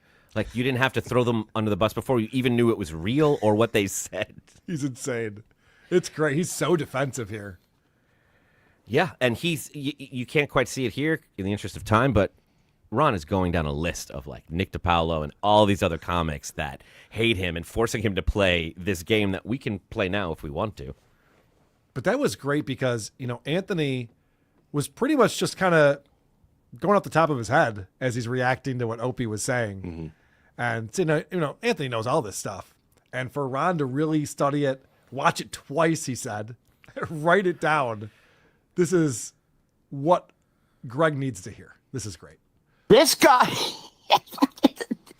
he goes, this guy thought Greg Opie Hughes was a fucking asshole before O&A finished. And he goes, he would only do, he goes, even though he thought Greg Opie Hughes was a fucking asshole, he would do the O&A show, because if you did the O&A show, it would put ass in seats. Yeah. What comic do you think I'm talking about? He's huge. Now it's time for everyone's favorite game show. Which comic thought Greg sucked long before Opie and Anthony disbanded? All of the above. No idea. Literally. He had his own television show. He said he had a big problem with you. Oh, did he? What was his problem? He could come on this thing anytime he wants and tell me the problem. He said he fucking did not like you. He fucking thought you were an asshole. But Ron is great. I've never thought that or said that before, but this is fantastic. He's just no. This guy said he really fucking hates you. Like you're a piece of shit. Look He at that just look kept on Opie's reiterating face. what a piece of garbage you are. Oh, okay, keep going. Anthony goes, if you were a comic and came on the O&A show, your career got cultivated and bloomed. Yeah. Now I'm gonna hold on. So he had a television show. Take a guess. This guy's saying. Take a guess. He had a television show. Well, Jerry Shepardini, CK, you dummy. All right, Louis CK. Yeah. What was his problem with me? I don't know, but why did someone say Louis C.K.? So there is a problem. Did someone just say Louis C.K.? I don't know what the problem would be. So why would someone say Louis C.K.? Good question. Wow. Ron wants answers. I love this. And he would accept them. He's rooting for you. He's asking because he wants you to give him a different perspective than all of this awful shit he's just seen. Opie could have had some fun with this and been like, well, he wanted to jerk off in front of me, and I was like, I'm not really into that sort of thing. So we've had a bad relationship ever since. And he's playing dumb. Yep. Oh wow. Just play the next one. We got to hear it. I don't lose sleep that Louis C.K. has a problem with me. He's got bigger problems. Did you realize there was a problem? No. Oh. Clearly there is. All right. I don't know. What are you gonna do? All right, Ron, I gotta go. All right. I'm not gonna lose sleep is a weird cope that he has. So wow, I think you're a big Anthony Cumia fan. We all are. Yeah. Hey, he did say. You know what he did say about me? Yeah. He goes, this guy Ron the waiter, he's much smarter than he comes across. That's stupid. And then he goes, wait, and he goes, yeah. He'll figure it out. Oh yeah, they all eventually figure it out. Figure it out, right? And he's going to bail on Opie, right? And Opie's gonna call him a fucking traitor. But Ron the waiter is too smart to stay with Opie. Yeah, look at what he's doing. Look at what he does, this idiot. Megan in the private chat wrote that Ron will be playing Is It Gay within a couple of months. Yeah, with us. I wouldn't be surprised. All right, Ron. All right. Maybe I'll see you this week at Geps. Of course, no. He's like, I can't commit to anything. Not with a loser like you. So that's amazing. Like Ron, for Ron the waiter to have a guy like Anthony Cumia paying attention to him, speaking to him directly like this. This is like an experience you see from a guy who spoke to God. You know, who he's like, holy shit, my whole perspective on life has changed. God came to me in a vision and told me, Opie's a piece of shit, and I should stop hanging out with him. And I'm thinking God might know what he's talking about. Wow, it's a lot to take in, man. It's a great. I love it. And Opie wants nothing to do with it, but like Adam said, he's trapped. Well, he's got some final thoughts on here. It's time to reflect on all the things that he's learned. I'll say it. Wait, I wanted to tell you something, Ron. Yeah, go. I'm going to finish with this. So, I did a lot of therapy. I had things to work out in my head and in my life. Something that Anthony probably. Oh, sorry that I suggest anything, but he probably should see a therapist and talk about some of the shit that went on in his life and especially his childhood. He would learn a lot. And my therapist, Anthony came up and she basically said that he is so fucking mad that his career went bye-bye. And he doesn't want to take any responsibility for what he did for his career to go bye-bye. He's got to blame everybody around him. And you're the number one target. So he put his claws in you and he will never let go. That's from a therapist, like I said yesterday, that had more diplomas on the wall than I could count. Yeah. and that's the truth. It really is the truth. And that's a fact, Jack. Yeah. Mm-hmm. And Vegas Beer Sales Jerry also said that Anthony's jealous of me. Because that's what a therapist would so say, did Ditka. right? So did Dirty Deeds. Dude, would a therapist ever say that to someone? You're not the problem. He's the problem, Opie. You're not paranoid. They're all out to get you. And I heard him say that on the episode before this, the day before this. He said the exact same thing. So that was Monday's show that I'm talking about. This is Tuesday's show. And Opie is repeating that, like, no. A person with credentials said that Anthony is the problem. Yeah. That didn't happen. He brought up the diplomas.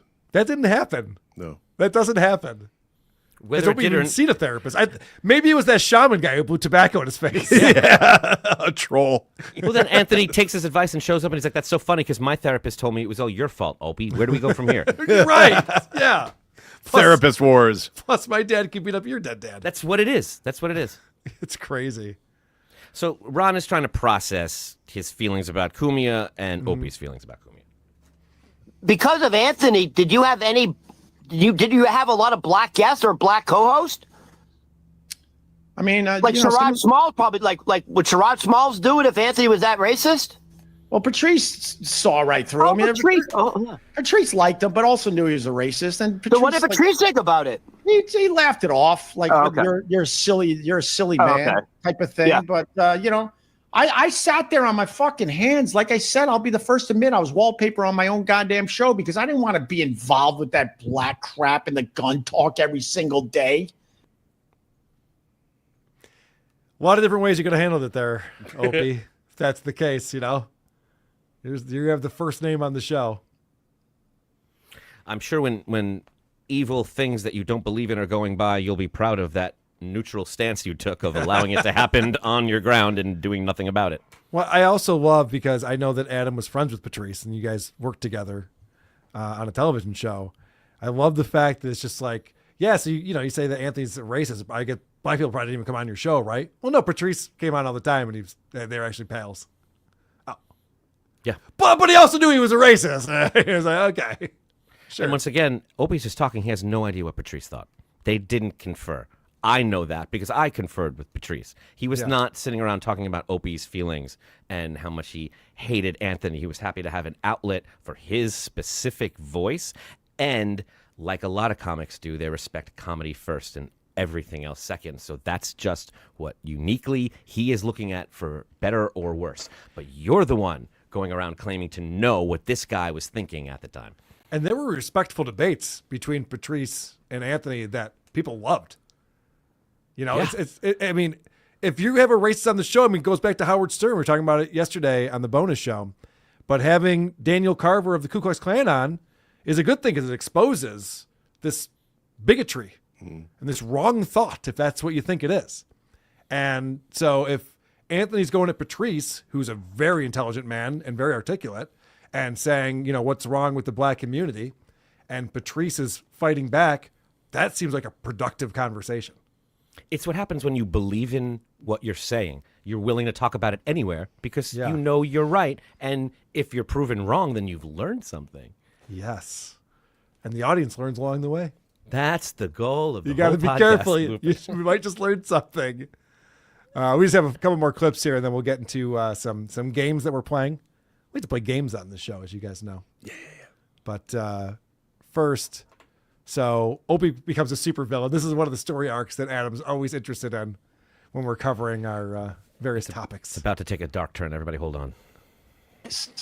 That's how I. He knows everything about what you've been doing on this show in detail. Oh, good for you. He's obsessed with you. Dude, how mad was he? I need to know. Yo, the word pathetic just got to him. All right. Pathetic. I'm pathetic. Are you fucking? That guy's fucking a lunatic. He's delusional. He's fucking insane. He's got an entire fantasy world in his head that doesn't exist in reality. All right. I'm pathetic. I'm pathetic. I'm the one getting phone calls. I listened. Let me talk to little Anthony as we leave today. Ron the waiter, you were great today. I'll see you in the morning.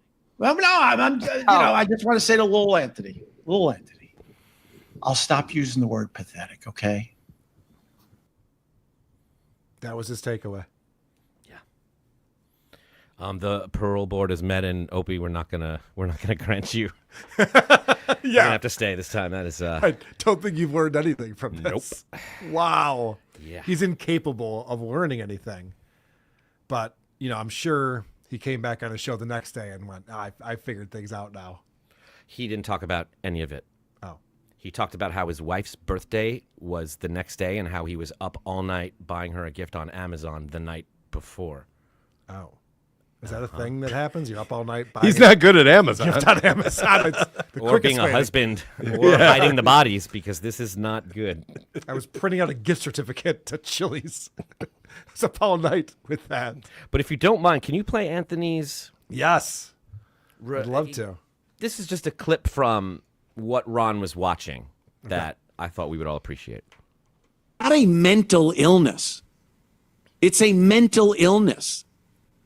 And he gets these fantasies in his head. Thank God it's only at this level, because there are people that get these fantasies in their head. It becomes gospel to them, and they have to kill somebody because what happened in their head is what happened. So they need to murder somebody because of it. So for the Obster, thank God it's only him whining and trashing people based on this delusion that cements itself in his cashew brain. All right, let's sing. Opie, I would never ask you to dox anybody, but we do want to know that they're still around. So any way that you're comfortable communicating to us that your wife and your kids are still there, we will accept whatever your turns are. And also, if you know anything about Shelley Miscavige, now would be the time. Yeah, that's another mystery that we want to solve here on WATP. Because look at what the fuck Opie had to say today after all of this. Oh, no. If you have that, I certainly love live streaming every morning, but it's not the most important thing in my life. My wife and my kids are. It's my wife's birthday, so I truly got to go. I gotta continue like wrapping presents and blowing up balloons, and now I got to run to the store. I got to make breakfast. Okay, so Ron Berman. Ron the waiter. Happy birthday, Mrs. Hughes. Thank you, Ronnie. She'll never see her. I'll tell her you said. I know your wife's from Indonesia. Whoa. Wow. How old would she have been, Opie? No further questions. We're good. Thank you. Have a good day. Oh, no. That's really scary. I love that Opie also, you're starting to convince me, Adam. I keep saying this. Because he's trying to sound like a guy who's married and has a family. So he's coming up with things. I got to blow up balloons and I got to go shopping and make breakfast. Get it's tamps. Like what did you do yesterday? I know you did an hour and a half with Ron, but you couldn't go out and get food that you needed for the next day for your wife's birthday. And you got to go to the store to get breakfast. It never sounds right. It's not right. You're wrapping presents for your wife?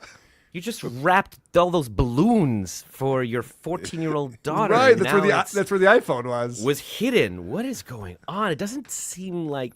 Look, I just want everybody to be happy. That's all I want. Wow, Adam, great segment, buddy. Thank you. Thank you to Ron the waiter. To us. Sleep well tonight on a comfortable bed. Yes, Ron. Well done, sir. Very proud of you. Okay, we have Is It Gay to Polka Dabbler both coming up momentarily. But first, I want to thank people who are supporting this show at supertip.gg/WATP, like Soft, who is here. The Tommy Jordan is awesome. Trust me on this one, Carl. Has a real-life Forrest Gump, and he knows it. I can't wait to analyze him and make snide comments. That is what's coming next, I'm sure. Executive producer Dave Daffler coming in. All of this because they removed the puzzle portion of the LSAT. Tisk tisk. That's good. That is true. ASE presents. Opie really needs to clean all the windows behind him. John has a squeegee to borrow, says young Clippa. Well, I guess you haven't watched the first half hour of his show. Right. Just do it from Big Daddy Dodo. Thank you. Labyrinth Mystic. Do we have a date yet for court or dismissal yet? The next date is December 16th. And I don't think anything's going to happen on that date.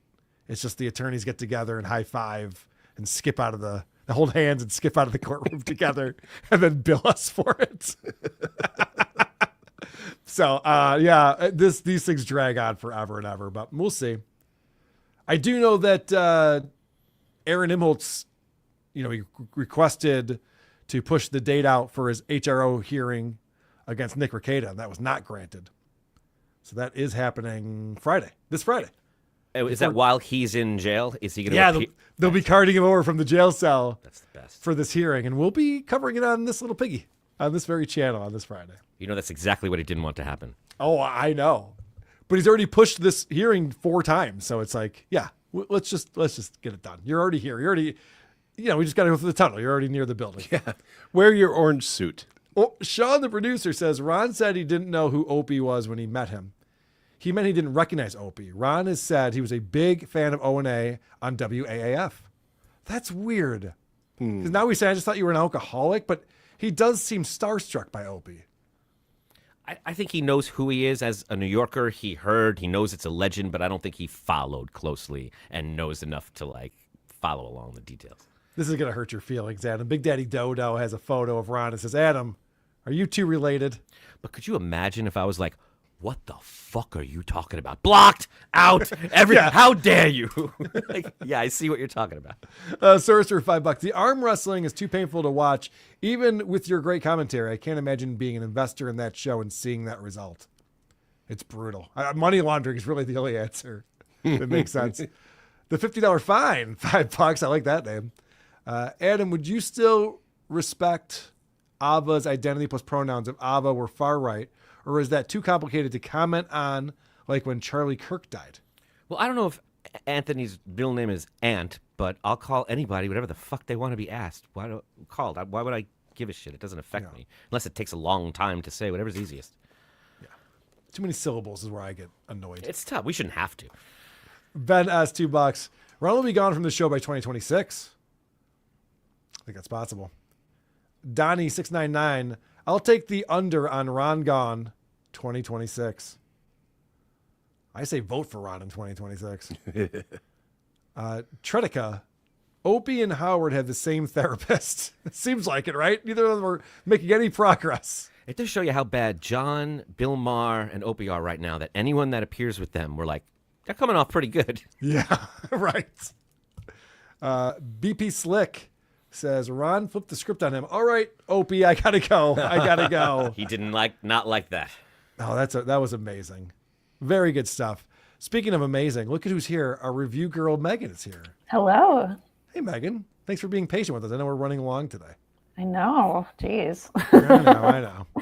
Also, WATP's Ava Riza, Annie, is here with us as well. What's up, Annie? Oh, hello. Oh, hello. Oh, hello. Good to see you. You're what we like to call one of the good ones. He's allowed to say that. He's the liberal guy on the show, so it's okay what he says. I'm only half liberal. So is it gay? Okay. Is the game? Half Your internet's not great right now, Andy. But it's the top half or the bottom half? Because it turns out it matters. I don't know. You're freezing up on us. Thank God. So we got some submissions for stingers for the show, and I always forget about them. Like this one. Is it weird or is it gay? What will Larry say today? Is it gay? That's pretty good. I think we played that. Yeah, that's fantastic. Forgot who sent that in. Someone reminded me in the Discord, and I was like, oh, yeah, I got to play that. And then, of course, we have this one with the graphic. Oh, wait, is that just the graphic? Mm-hmm. And then, of course, we have this one with the graphic. It's time to play Is It Gay? Ladies and gentlemen, here it is. Everything is super when you're gay. This sounds incredibly fucking gay.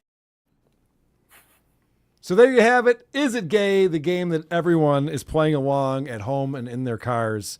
And here is round number 1. We have to figure out if it's gay or not. I should probably add this to the screen, because God knows you want to be able to see Aaron when he's talking about things that are gay. This Puerto Rican guy is going to be doing the Super Bowl halftime show. The Puerto Rican guy said that he's not going to be touring in the United States because he doesn't want ICE raiding his concerts. He has a lot of Latino fans, and he's worried they might be here illegally and they might get deported by ICE. So he said he's not going to tour in the U.S. All right, that's his decision. That's fine.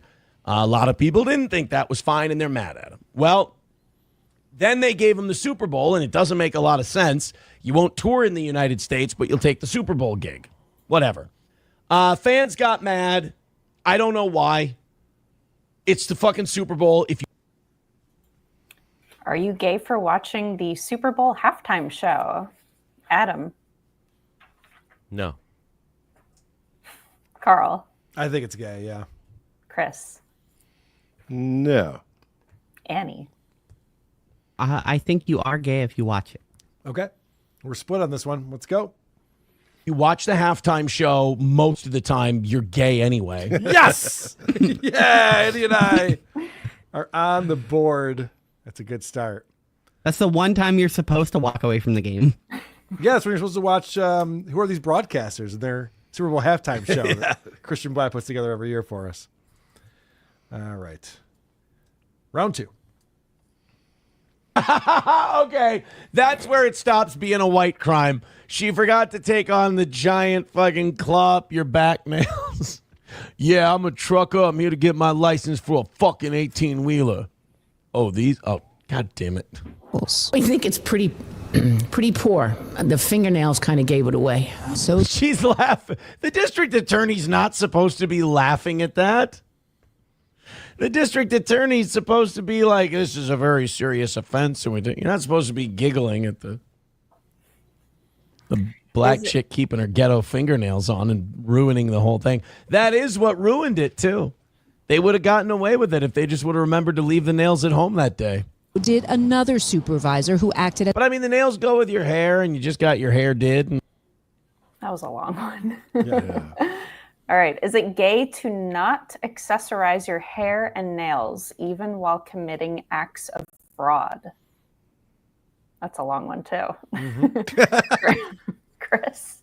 No, it's not. Annie? Is it gay to or gay to not accessorize? Is it gay to not accessorize your hair and nails? Yes, it's gay if you don't do it. Adam? I'm going to second what Annie said. Carl? I don't think it's gay. I'm going with Chris on this one. We're split again. What the fuck are you supposed to do? Not accessorize at work? Gay? Oh! I should have followed Annie's lead. I should know better on that. All right. So Annie just took the lead, right? Mm-hmm. She has now gotten both of them. We got round 3 coming up. Still anyone's game. I have a feeling that I'm going to get more Karmic music from Numero Uno, Josh Denny fan. I have a question. How does a guy from northern Minnesota, like really a yokel, how does a yokel from northern Minnesota, I've lived in this state my whole life. People in northern Minnesota they're touched. They're different. They're beyond hillbillies. They're something else. They're just off. There's more moose than people where they live, and they just didn't get socialized enough. Is KarmicX gay? That's a different question. Yeah, I wasn't expecting that, but okay. I like Does that. Aaron think KarmicX is gay? Right. Adam? This pasty, puffy white guy is the only guy truly qualified to hate that other pasty, puffy white guy from the other part of the state that he just can't stand. I'm going to go with weird. He's not gay. Carl? Yeah, I also think he's not gay. Chris? I'm due. Not gay. Annie? I think it's also not gay. He's going to throw some other word in there. All right. Let's find out if KarmicX is gay or not. So how does a guy from northern Minnesota end up being an EDM house party fucking weirdo? Weirdo it is. I think Adam called it almost. Off by an O. All right, so everyone got the point on that. Round 4 coming up, and he's still in the lead. I'm never proud of winning or losing this game. Coltrane with $1 says, if only we stuck to the fucking 10th Amendment, then federal shutdowns wouldn't have much impact on states. Yeah, but the government figured out this thing a long time ago where they could bribe the states to do what they want. Like, hey, we want you guys to do this. They could kind of, they made an end around the 10th Amendment by going, we'll give you a shitload of money if you just agree to do this thing. And the states went, ooh, shitloads of money. I like shitloads of money. What do I have to do? You just have to give up your sovereignty as a state. Yeah, that's cool. Is the 10th Amendment gay? Wait, another misdirect right here. Okay. The 10th Carl. Amendment gay. The 10th Amendment is not gay. Chris. Not gay. Annie. Not gay. I don't know why it's not gay. Adam. I'm going not gay, but as a fellow co-host, I appreciated Johnny Crutch's contribution there with. Good stuff. We'll do that. Fuck the 10th Amendment. It's gay anyway. Oh, we all got that wrong. Didn't see that one coming. Shit. Didn't know Aaron had it in him. All right. Well, we all lost, right? Correct. So Annie's still got the lead. This is round 5, and we have a bonus round where it's worth 3 points. So everyone's in it? I think everyone's in it. Yes. All right. Thank God. It's kind of funny and sad at the same time to see that, like, this guy with the beard, like, this is now the progressive liberal guy. And the little lady is the conservative Christian, like, holding on to traditional values. And this fucker puts on a pink shirt and a backwards hat and all. As Aaron says that with a pink shirt on. Good point. Are beards His shirt is gay? peach, Megan. Yeah, How yeah, dare you? Yeah. All right, Are beards gay? Adam? They're gay because he's been petting it with the mouse for a while there. Do you see that the way he's just circling his beard gently? So is that a yes? That's a yes. Fuck yeah. Annie? Yeah, I think he thinks they're gay. Carl? They're not gay. I know that Aaron wants to grow one, and he can't. So I'm going to say they're not gay. Chris? Not gay. All of a sudden, like, beards are gay now. Oh, it's kind God damn it. Beards are gay now. I guess I should have picked up on the context clues on that one. All right, what's the score going into the bonus round, producer Chris? Annie leading with 4. That's all that matters. No, this is a 3-point Oh, round. Come on. Adam has 3, Carl Okay. with 2, me with 1. Okay, I see why you did that. All right, so this is a little bit of a different game that we play on the bonus round. And we're going to listen to the setup and then get a multiple choice, not just is it gay, multiple choice of what Aaron might call whatever this is we're about to see. Like, I have a group chat with some of my friends about, like, football and shit like that. There's some very terrible words. I mean, I have some text chat of a certain Carl and Gino and I, texting about football, and boy, is there some His tawdry hair language looks in super there. gay. It looks like he just got out of church. It's not the game, Eddie. That's not the game. You don't get any bonus points. That shirt's gay. That hair's gay. Those Yeah. glasses are gay. Pauly Stupid Shore thinks smile. Opie's an asshole. For the win. Texting about football, and boy, is there some tawdry language in there. That's, of course, before Carl needed money and his Patreon subs were dropping like a rock. Oh, poor guy. He texted me a while back and I didn't answer. Something about a baseball game. Is it gay, gross, or sad that Carl texted Aaron at a baseball game? I'll let you answer that, Carl. You know what? I think he's going to say gross because that makes the least amount of sense on this. Annie? I think it's sad. It's is that one of them? Yeah. Yes. Gay, gross, or sad. Guess that's not it. Whoops. What's the list? It's sad. What else? Gay, gross, or sad. What do you think, Adam? I'll say sad. Chris. I'll go gay. All right. Let's find out. was like, don't. Ew, it's gross that you text me. Yes. Yes. It was gross that I texted him a photo from our seats of his twins playing. So you win. So I do win. See? And you thought it was over. For me. Well, all right. That is true. All right. Very good. Excellent game, Megan. You're welcome. He loved just snatching the trophy away from Annie and claiming. Thank you for bringing it. If you want to bring a game to this little piggy this Friday, I think we're going to do some old boot goofing on there and also I already talk about. started it, so Beautiful. All right. We'll also talk about. It's gonna be fun. Good. Good. Looking forward to And that. then Patrick won't have anything to complain about, hopefully. He'll find something. Ugh. He'll find something that him and Moody can argue about, I'm sure. Probably. That's usually what happens. All right. You guys ready to poke a dabbler? Yes. Let's go. It's time for everyone's favorite new game show, To Poke a Dabbler. What do you say, ladies and gentlemen? And ye who shall never be named? Are you ready to poke a dabbler? Dr. Huge, member for 2 months. Thank you. Wow, that didn't come out good.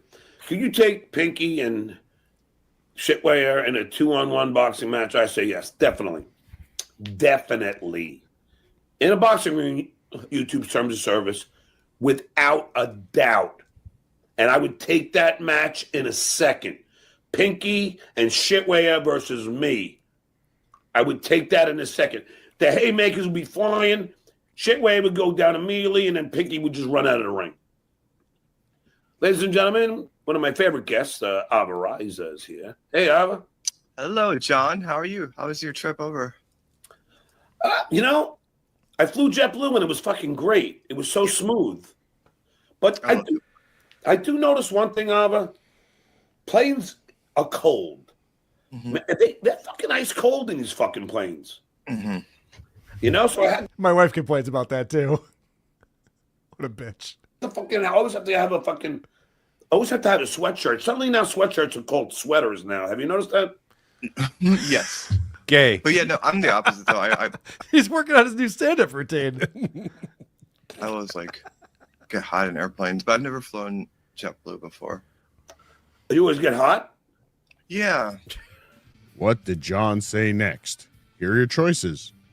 Number 1, maybe you should try flying Alaskan Air. Brr. B, next time, try opening a window. Next. Maybe you're going through menopause. Oh, that's fine. 4, you just need a few cold beers. Oh. And lastly, I'm surprised they don't charge extra for air conditioning now. To poke a dabbler. Okay. So 1, B, and next are all too funny. So I'm not taking any of those. It's one of them is about drinking. The other one's about being cheap. Both things are John's MO. I'm just going to go 4. You just need a few cold beers. What say you, Adam Bush? I say lastly, I'm surprised they don't charge extra for AC now. Yeah, that's a good answer. Megan? I'll go with 4 also. All right. Annie? I'm going to go with B. Try opening a window would be good. Producer Chris? I went 1. Really? Yeah. Try Alaskan Air Burr. Burr. All right. Let's poke a dabbler. I always have to have a sweatshirt. Suddenly now sweatshirts are called sweaters now. Have you noticed that? Yes. But yeah, no, I'm the opposite though. I was like, get hot in airplanes, but I've never flown JetBlue before. You always get hot? Yeah. Well, maybe you're going through menopause. Oh! He got Oh! Wow. All right. Impressive. Did none of us get that? None. Good job, Cardiff. Good job, John. Good Making job, John. Yeah, we didn't think he could come up with a joke. Pretty good joke, actually. You get hot? Yeah, Well, maybe you're going through menopause. I think so. I was worried I'm pregnant. There we go. But you see. Yeah, you see how she managed. Sorry, she managed to top you and not virtue signal. She just said the joke. That was nice. No, but John had to laugh way too hard to be like, "We're on the same team, right?" It's not offensive. That's right. Did you see the shitware is trying to drive a wedge between me and you? Oh, get out of here! How? That's all for this time. Come back next time to find out if you are man enough to poke a dabbler. Also, if the Jays made it to the World Series, go Jays. Go Jays. If they didn't, the Mariners cheated. Sit, Eugene, sit. Good dog.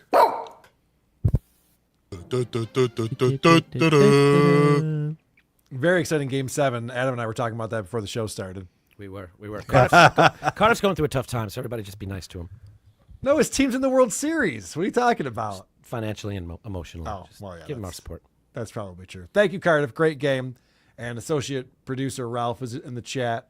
I think he has a part in that as well. So thank you for doing that.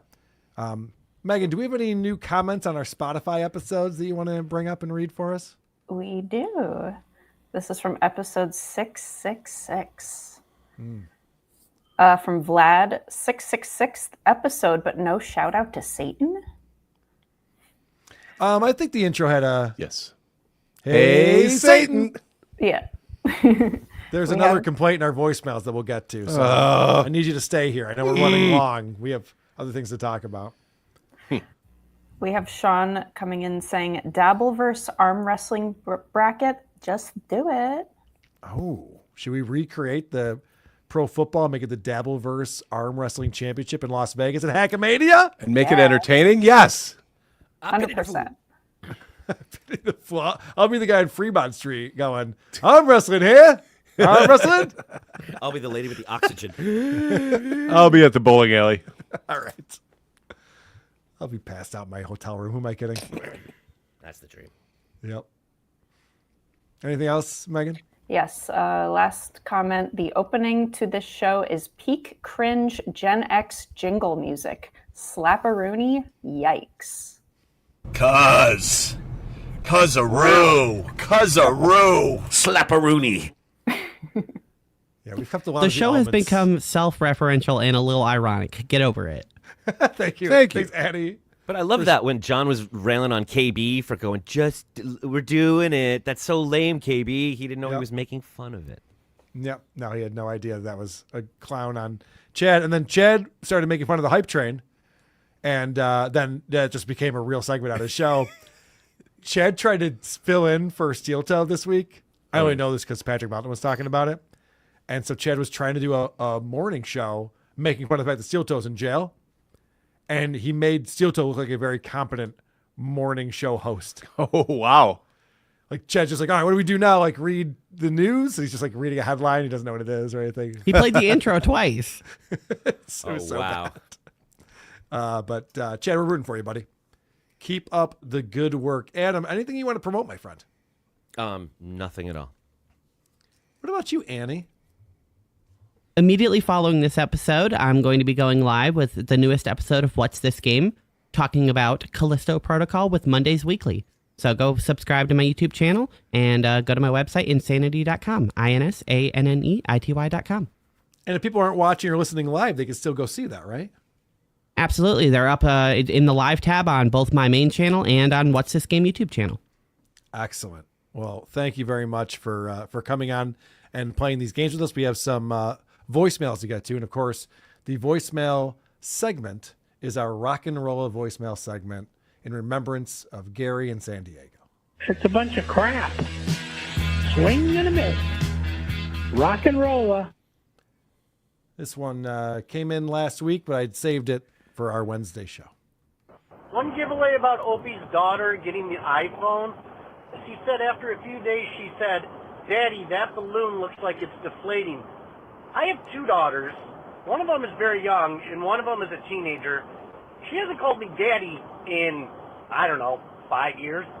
ever since she, was no longer a little kid. He hasn't seen that kid in years. Maybe he makes her. Chris, call me back. Yeah, maybe, but none of the anecdotes about Opie's family seem real to me anymore. All of it seems made up. Adam's face right now. Imagine if I said, "Tell Jenny I said hi," and you said, "Oh yeah, she won't. She won't hear." Yeah, she won't hear that. What But does that I mean, mean? no, I mean, I'll definitely tell her that. Movie math is exhausting, as you guys know, on Steel Toe Show. Oh my God, Carl, why is it that every time I listen to the fucking Steel Toe Show, I gotta do a bunch of math? Well, I'm gonna get 8 days, or 4x4, or 4x2. No, Aaron, this is not something that you had a choice in. It's not the fucking goal. Everything to him is the fucking goal. God, I don't get it. It's exhausting. Anyway, love the show. Don't call me back. That was a brilliant observation when Aaron was debating how he was going to fulfill his jail sentence. Yeah. And he's going through all the different iterations, and it was very similar to when he needs $50 for the goal. Yeah. And he's like, 2 people give me 20, and 1 people to give me 10, or we can get 5 people to give me 10, or maybe 20 people to give me 5. It's just like, It's like betting in craps or something. yeah.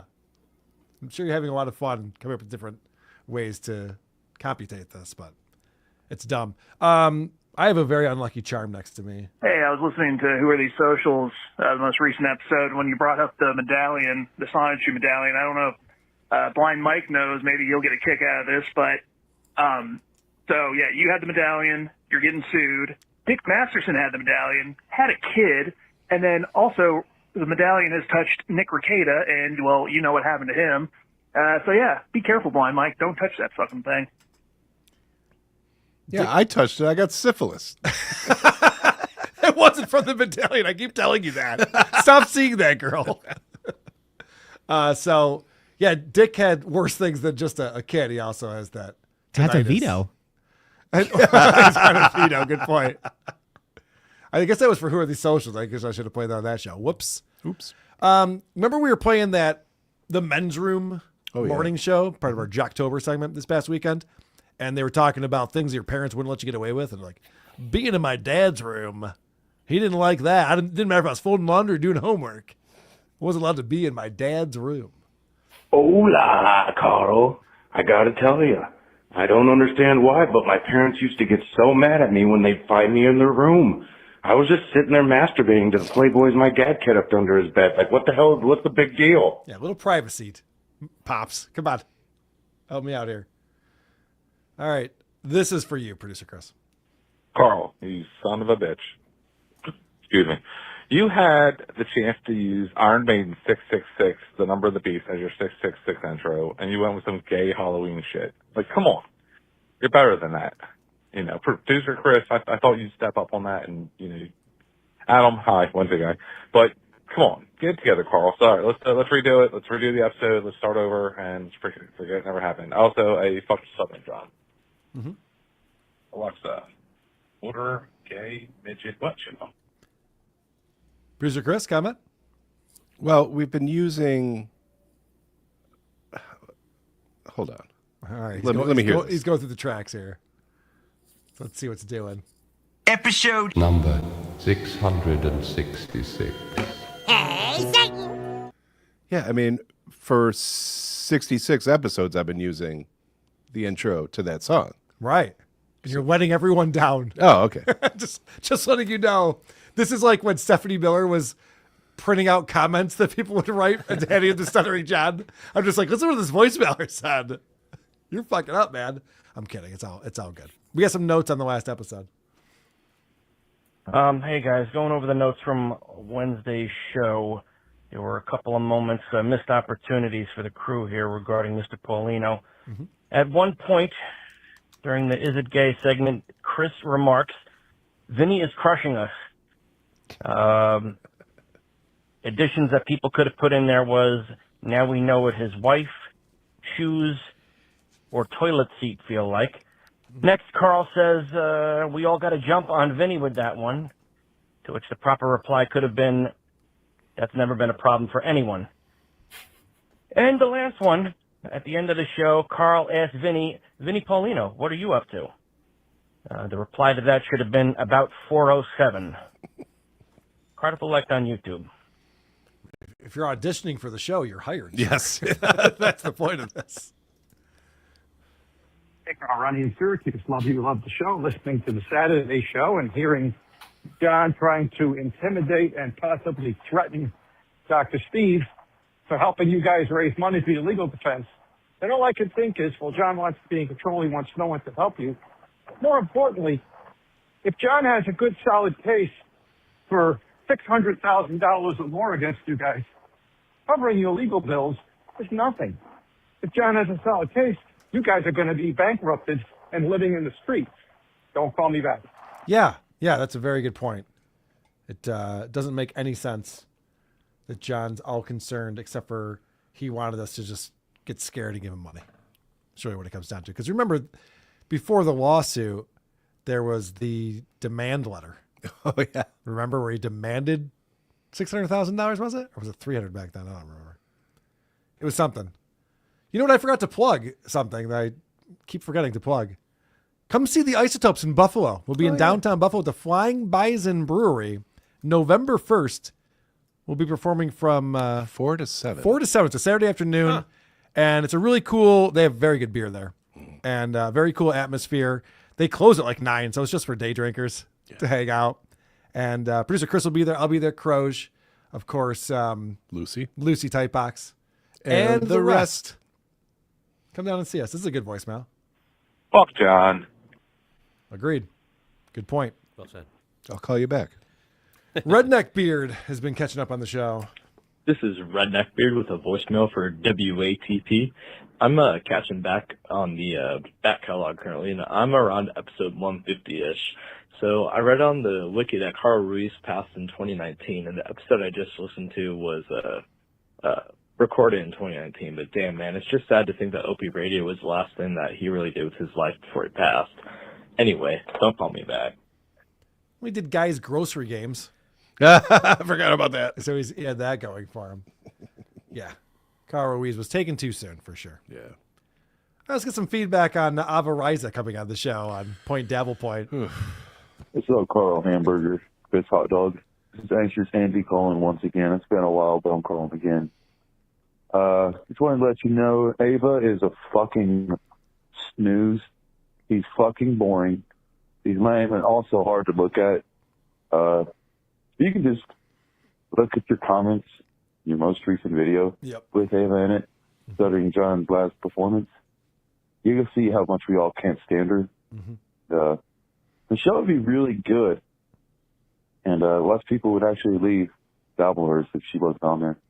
But either way, I love you guys. Fuck you, Carl. And what's up, Chris Hot Dog? Bye. Ava sucks. No shit. I'm aware, sir, but thank you.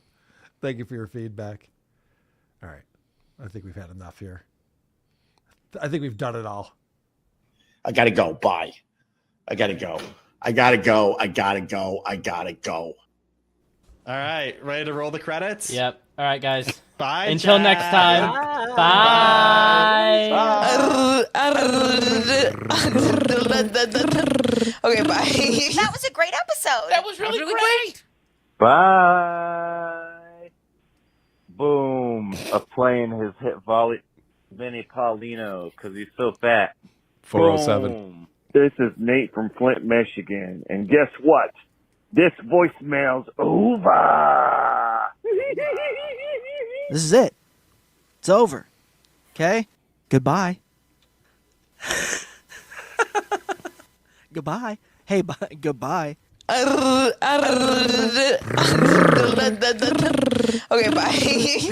Why would I care? I have so much going on. I would swear that's actually Opie. I know.